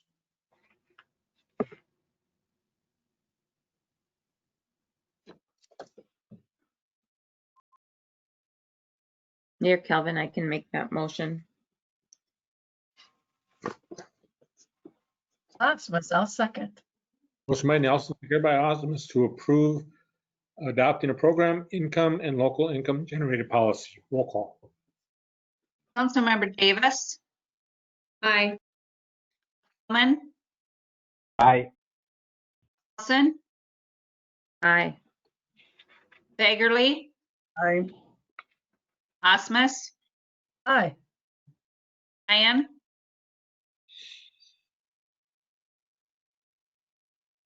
O'Brien, Aye. Butterfield, Aye. Osk. Aye. 8 ayes, 0 nays. That resolution passes. Next, we have a resolution approving certification of a drug-free workplace. Ms. Bankston. Mr. Mayor, members of the council, this last resolution, again, because you're receiving a federal funding, you're required to have in place a drug-free workplace certification, and this resolution would adopt the attached certification. Council, what are your wishes? Mayor Calvin, motion to approve the drug-free workplace Second. certification. Motion by Nelson, second by Fagerly to approve the certification for drug-free workplace. Discussion. Roll call. Councilmember Plowman, Aye. Nelson, Aye. Fagerly, Aye. Rasmus, Aye. Bryan, Aye. Butterfield, Aye. Musk, Aye. yes. Aye. Ayes, 0 nays. That resolution passes as well. Ms. Bankston, again, thank you for your work. Thank you for all you do for the city of Willmar. We are very fortunate to have you writing all of these grants. I believe you get the award for generating the most grant dollars for the city of Willmar for the last couple of years. So thank you for your work. Appreciate that. So thank you much. It's our pleasure. Thank you. Next, we have the item brought up by Councilmember Butterfield on the voting for the mayor and the administrator. Mr. Butterfield. I would like to rediscuss this and try to get a vote in on it today to see if the mayor and Brian could or will have voting rights on the committee meetings they're attending. So would you like to make that as a motion? Yes. Okay. Is there a second to the motion? Second. Seconded by O'Brien. Discussion, Councilmember Nelson. Thank you, Mayor Calvin. I was going to request that before we made the motion, that perhaps we took the time to review how these different committees had been set up, and what the roles of the council was in each of those groups. I don't know that we've ever had we're dependent on Mr. Gramitz to bring information to that committee.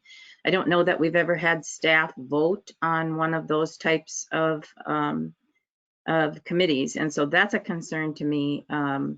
As far as the mayor, I'm not quite sure. I believe you set the structure up, and if I understood correctly, the council members were each assigned to one committee, and 2 were assigned to this, to the actual board.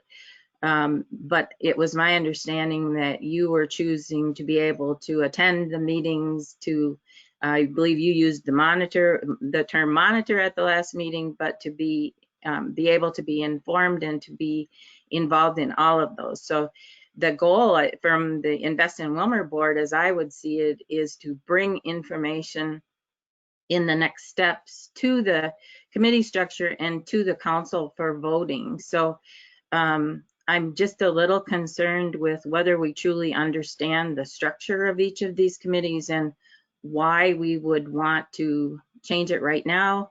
I'm just seeking additional clarification. And I don't know whether Mr. Gramitz would appreciate a vote or not. It is not, the group does not vote on a lot of things until the projects have been brought from the other committee structures. And it's a way to look at, in my mind, what needs to come to council for action. And sometimes it's uncomfortable to vote at the local option sales tax table as a council member, because we know that information has to go to the council and be reviewed, and if you already know some the information, it's kind of a complex situation. So I guess I'm asking for clarification on the structure itself with the other committees, and why we would want to add staff. I would think it would be easier for you to have those opportunities to be engaged in all the committees. Who are you asking the question of? I don't know if the new council members understand how the Invest in Willmar structure was put together with the different committees. I mean, some were assigned to the groups. They haven't met with the groups. What does the Invest in Willmar board do?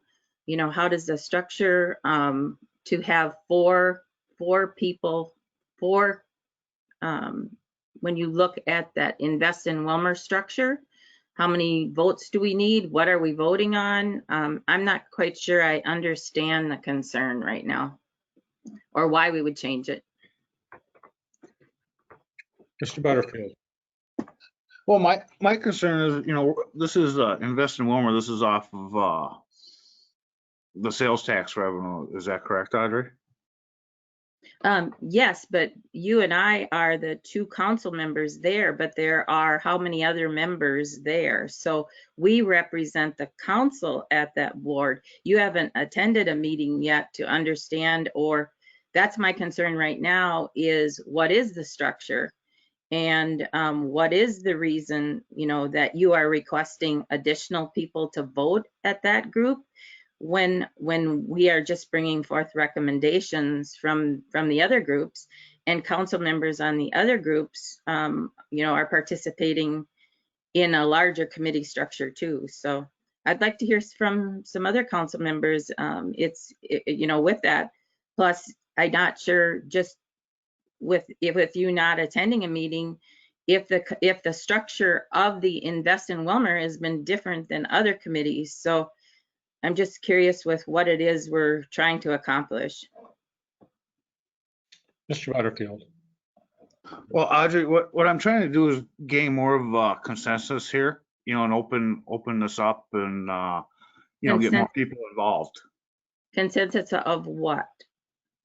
Of getting more people involved, getting, you know, how more people are feeling about, you know, which way to vote or not. It's going to really open it up a little bit more, because we're talking about citywide, you know, sales tax dollars going in here. I don't hear from everybody. I'm sure a lot of people don't hear from everybody. I hear from select few. The Invest in Willmar board, though, is to receive the information from the other committees. And so I'm just curious with, I mean, and it just would be nice for the structure to be explained with what goes on at the committees, why it comes to Invest in Willmar, where it goes from there, and with those things, because it is I'm sorry, I'm struggling with, it's not a closed group, and it's an passing information from one group to another to bring to the council to be reviewed. Councilmember Osmus.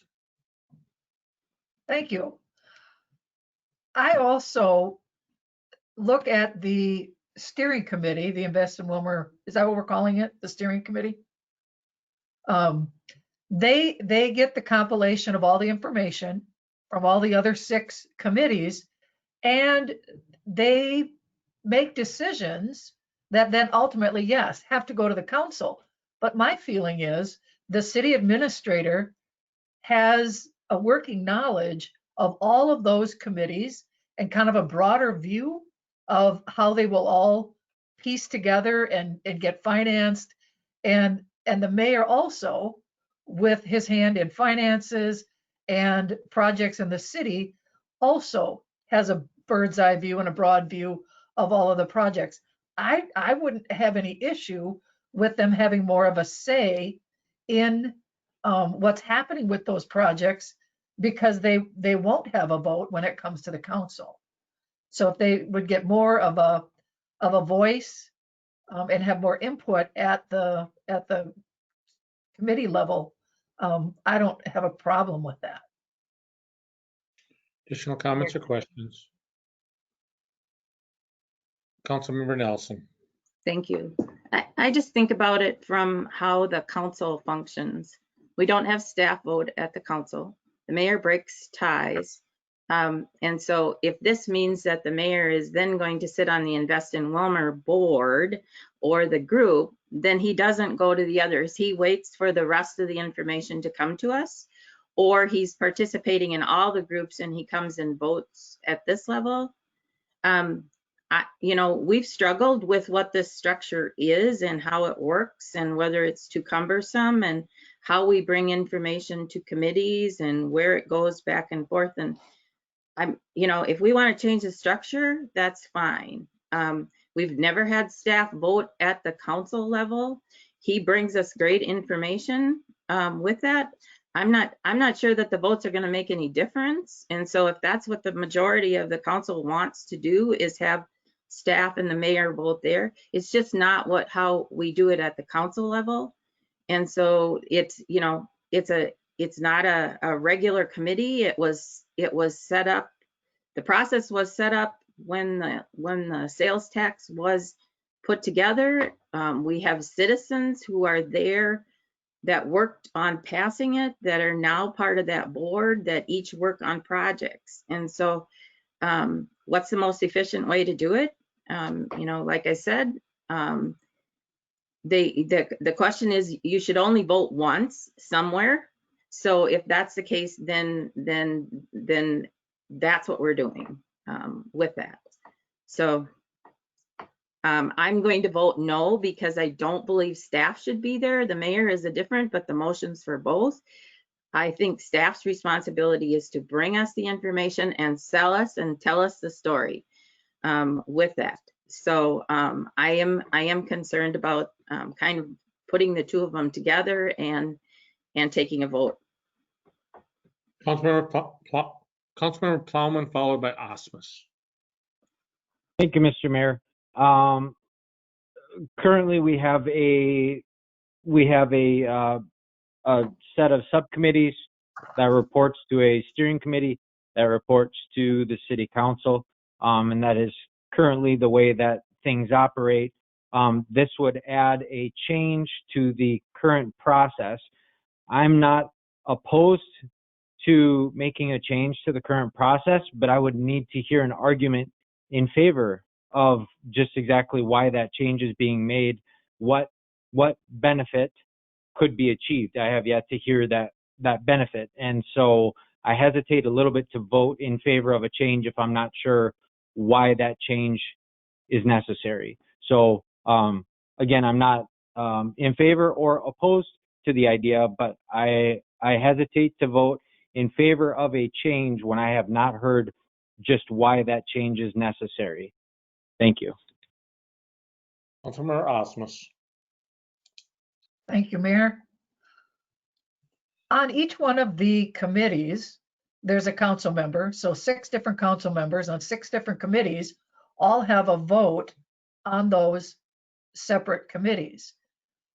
We have 2 council members at the steering committee level, and the city administrator and the mayor don't have any vote in any of those committees.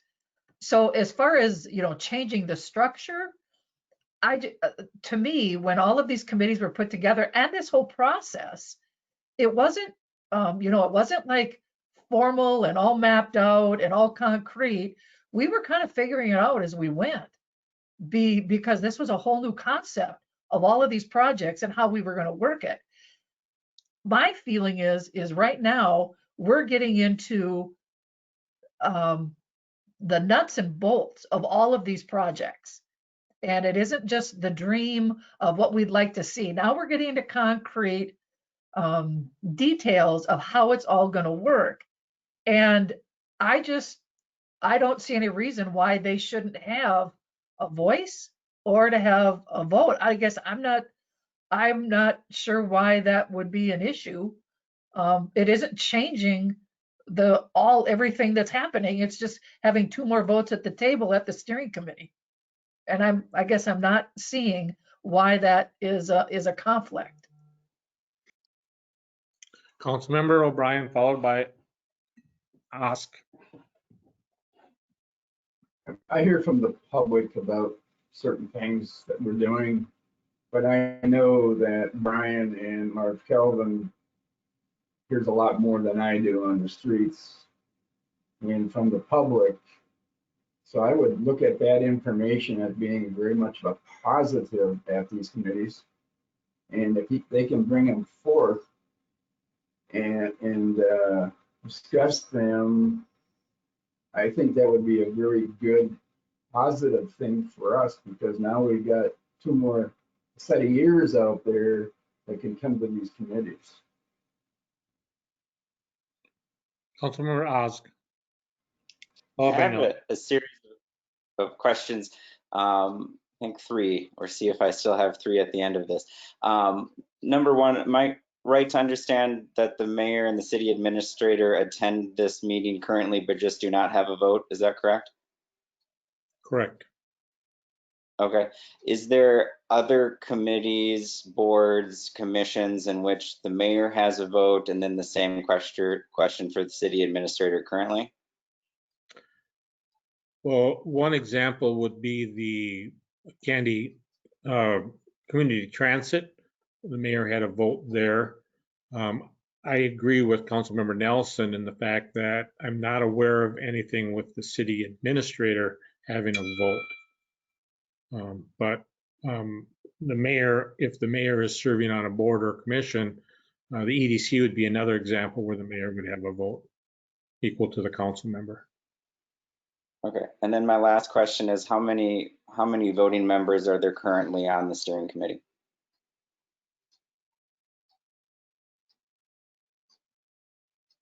I believe it's 7. It's either 7 or 8.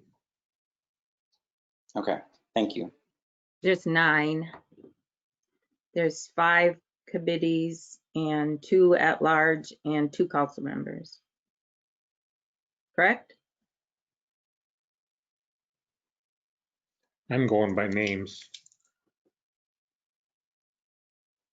There's 5 local option sales tech projects. And just for clarification for the new city council They don't members, have a vote. All those committees have a vote.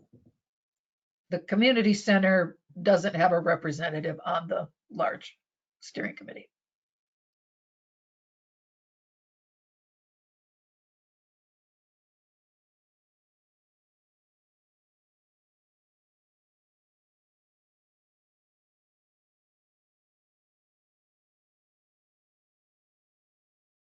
There's 8. This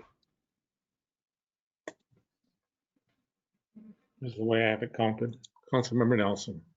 Thank you. I just wanted to comment on Councilmember O'Brien's comment in that both Mr. Gramitz and Mayor Calvin do come and do share information and are welcome to share that information. It's just the difference of who votes and who doesn't vote, but the information is coming from all of the groups in addition to Mr. Gramitz and Calvin. Additional discussion. Councilmember Butterfield. Well, my main thing is I haven't heard a lot from a lot of people. I know there's others in this community that's heard more. And I just want to get more of a full consensus, and Mar probably hears from more than what I hear from. Brian's probably heard more from people than what I've heard from. And they may have some points, considerations, and listening to other people on how this money should be spent. But my understanding is it's still, when it comes time to vote, it still has to be brought up to city council. We make the main vote then. But this is just opening up the dialogue a little bit more so I can understand what more people in Willmar want. Councilmember Davis. I just was wondering, at the last meeting when you requested to have a vote, did you say that when this went to the legislature, you couldn't have a vote? Or what was that about? Do you remember that?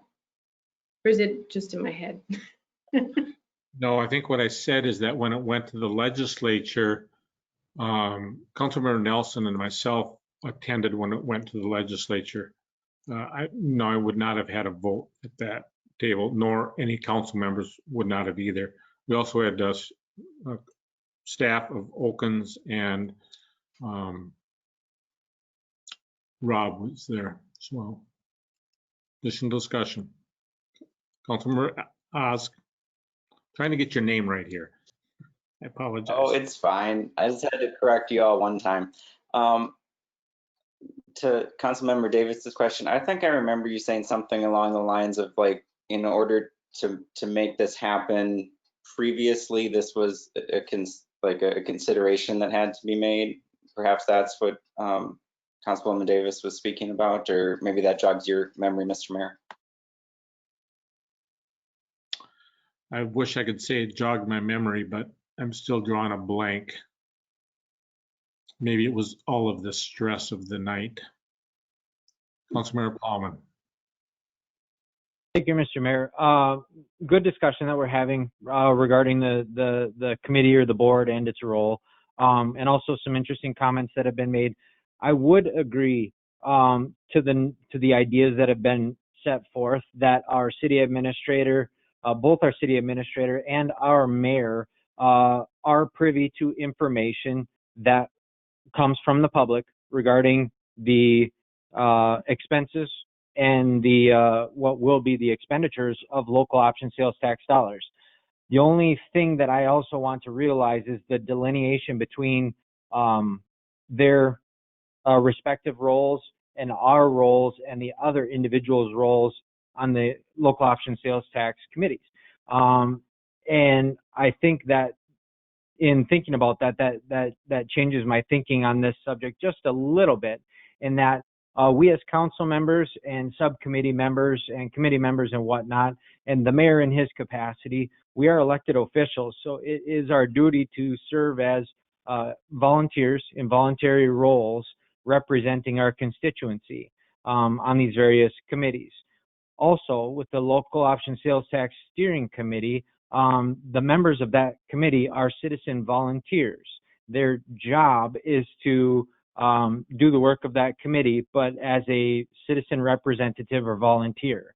Our city administrator, on the other hand, while I fully respect him in his role and all of the information and the wealth of knowledge that he is an employee of the city of Willmar. And therefore, the dynamic there is quite a bit different than all of the other individuals serving on all of the various subcommittees. So with that said, I guess that's long speak for I would certainly consider the option of having the mayor be a voting role somewhere in the vision of this.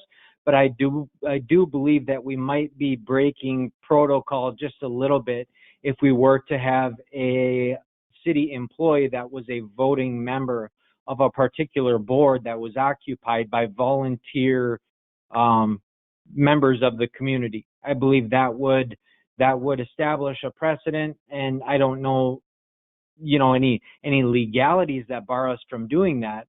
But I believe it's fair warning that it would establish a precedent in that we don't currently have other boards or committees that I'm aware of wherein the employees or any employees of the city of Willmar are voting members. If I am incorrect in that, somebody can feel free to correct me.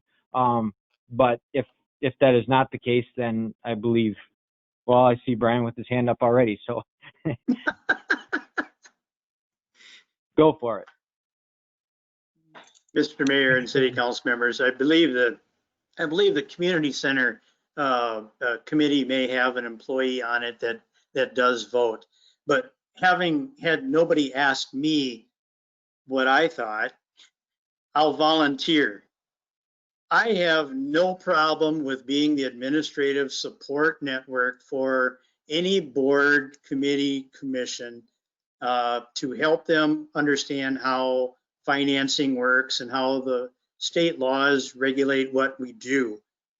I have not had a vote in any activities per se over the last 40 years on any boards and commissions for a particular city. So I'm not promoting the idea that the administrator be able to vote on this. I think if the mayor, wishes to take it on, that's perfectly fine. But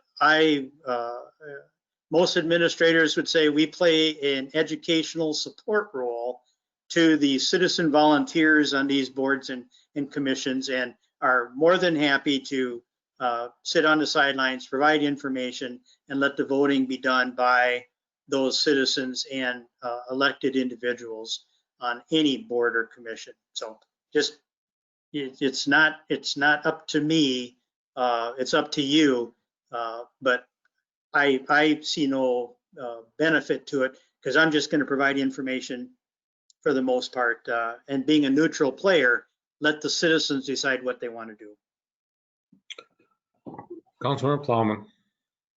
Thank you, Mr. Mayor. In that, I would like to propose a friendly amendment, that the motion be amended to reflect offering the mayor a voting position on the aforementioned committee. And that would be the extent of my amendment, if the motioner and the seconder are friendly to that amendment. I'm friendly to the amendment. Mr. Scott? Is that paramount to the question? Or has it substantially changed the original motion? No, I think we're still forming the motion, Mayor. If the motioner and seconder are amenable to the suggestion, I don't think there are any issues. Okay, so we have an amendment. Questions to the amendment? Who was the second? It's a friendly amendment, so it doesn't take that. I'm sorry. Additional questions or comments? Councilmember Osmus. Who was the seconder on that? The motion was made by Butterfield, seconded by O'Brien. O'Brien was mentioned, identified that he was okay with the amendment as presented by Councilmember Plowman. Okay, thank you. Additional comments or questions? Roll call to the question. Councilmember Fagerly, followed by Nelson. Thank you, Mr. So what is your logic? Why do you want to vote? Explain that to us.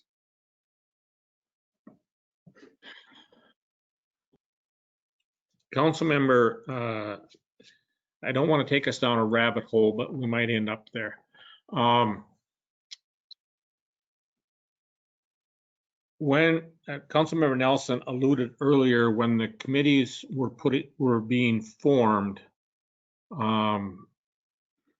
there was discussion that the mayor and the administrator would have a vote, and the serving administrator at that time had requested to be able to have a vote. And so when it was being formed, and that was going before you at the work session, the council, the sitting council at the time, that was what was going to be proposed. It was quite obvious at that retreat that the majority probably of the council did not want the mayor to have a vote in conversations that the facilitator was having with council members. And so that was not brought forward at the recommendation or the information that I was given from the facilitator of the retreat. The administrator at the time then also stated that he did not want to cause, he just wanted to get this done, get it set up. And so he withdrew that as well. I was simply bringing that forward at the meeting and at the last meeting on the organizational piece, and brought that forward as an option. Again, when we were putting that all together, you'll remember the council members that were seated at that time. So that's kind of the reason it was done. The original conversations that happened between the Invest in Willmar, at that time it was Matt Dawson, Dr. Amond, and John Knold were the three that that I was meeting with, along with another council member. And that is how the structure was set up originally. When it came to the vote of the council, that was not brought forward at the recommendation of the facilitator. I'll also point out that when the committee structures were reestablished, the items were going to council, and the administrator made a phone call to Councilmember Plowman and asked if he wanted the information to come to his committee before it went to council, and he said he did. And so that's how that piece was added. If you remember how the original structure was set up, that the Invest in Willmar Steering Committee would go straight to the council. That's how the original process was set up. Then it was established to send it through the Public Works Safety Committee. And then after that, subsequent to that, we started with the recreation program. We went away from the school joint program with the school. And then because most everything dealt around recreation, it was decided to go to the Park and Rec Board once that was established as well. And so the council has set up 2 additional steps in the original process. If you go back to the original process that was presented to council, everything would have went straight to the council from the Invest in Willmar Steering Committee. So that's kind of that's the background behind it. I don't know if that answers your questions or not, but.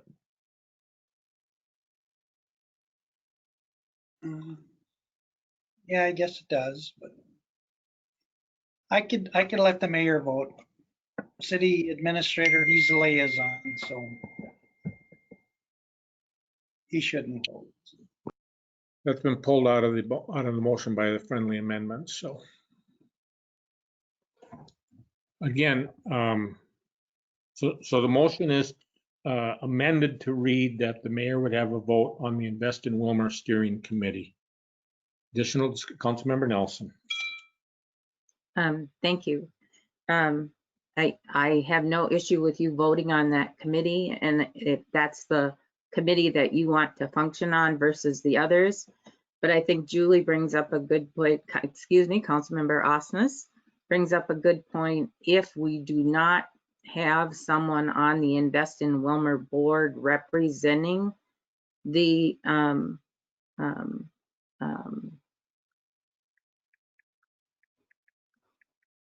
representing that committee. Julie is excuse me, I said it again, I'm looking at you, Julie.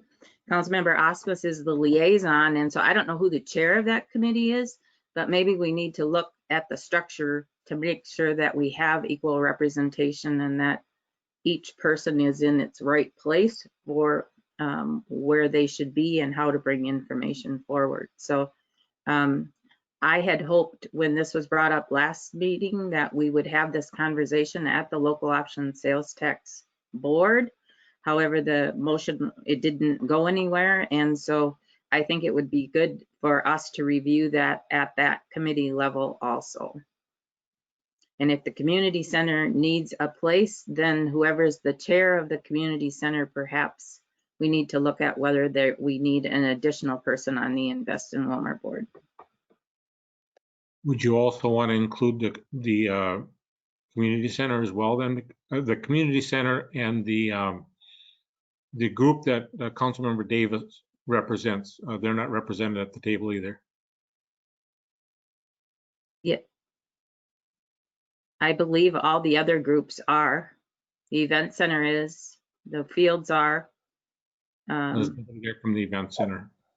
Then I think that's a different structural question that should be addressed. We have a motion on the floor. I'm fine with voting on the motion now, but I do think that the structure needs to be reviewed so that all the council members understand and who's where and how the process works. I was simply answering the question that you raised. You raised the question, so that's why I was answering the question. Councilmember Osmus. I was just going to say that I think initially Matt Dawson was on that event center committee, and then he removed himself. That's why that one doesn't have the representation anymore. Correct. Additional questions? Roll call. Councilmember Nelson, Aye. Fagerly, Aye. Osmus, Aye. Bryan, Aye. Butterfield, Aye. Osk, Aye. Davis, Aye. Plowman. Aye. 8 ayes, 0 nays. That motion passes.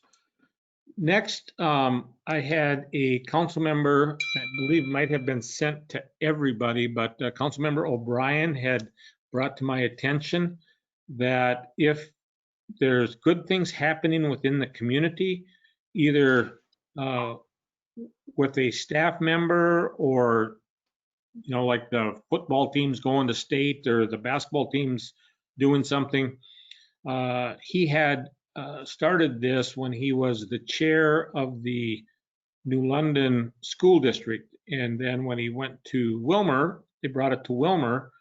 And so he had asked Mr. Gramitz and myself, I'm not sure who all he included on the email, if we could have something like that as well. So at the end of the meeting, we would just say what good is happening or has happened in the community. So I'm just asking council, I think this would be something good to add to our agenda. And then I would just go around and each council member could you raise your hand and you just make that comment. So is that something the council would like to do? I know it's the mayor's meeting. The mayor can do what the mayor wishes, but looking for council input. Is it something you think is a good idea? Councilmember Osmus. Isn't that a little bit of what we did when we do our council comments at the end? Because that would be where Councilmember Alvarado always beat me to the punch on different high school happenings.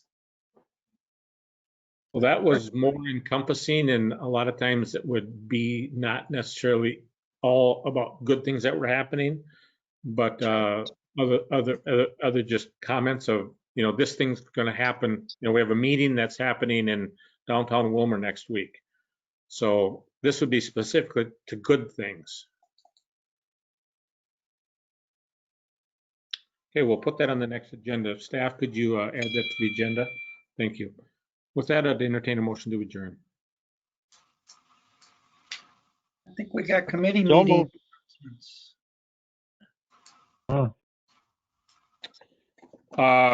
Committee meetings? Yeah, I didn't think the committees were set yet. So the only one I knew that was set was labor. So I hadn't been told any of the others were set. So if there's meetings, go ahead, and I haven't been told about them, so I don't know. Community development is meeting on Monday, 5:15. It's going to be the go-to meeting. Okay. Labor, are you meeting? I don't know who 26. there is. We'll be meeting Tuesday at 5:45. 26. Mayor Calvin, Finance? there was, I believe we received an email today. Finance will be meeting on Thursday and the first to figure out when we're going to meet. Okay. But there is an agenda and it was sent out today. And how about public works safety?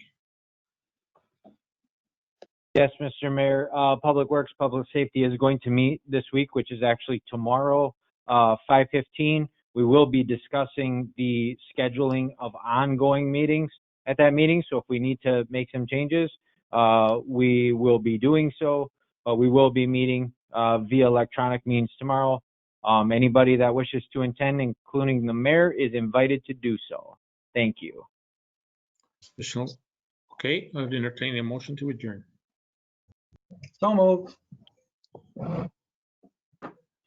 Motion by Fagerly, second by O'Brien. We are adjourned.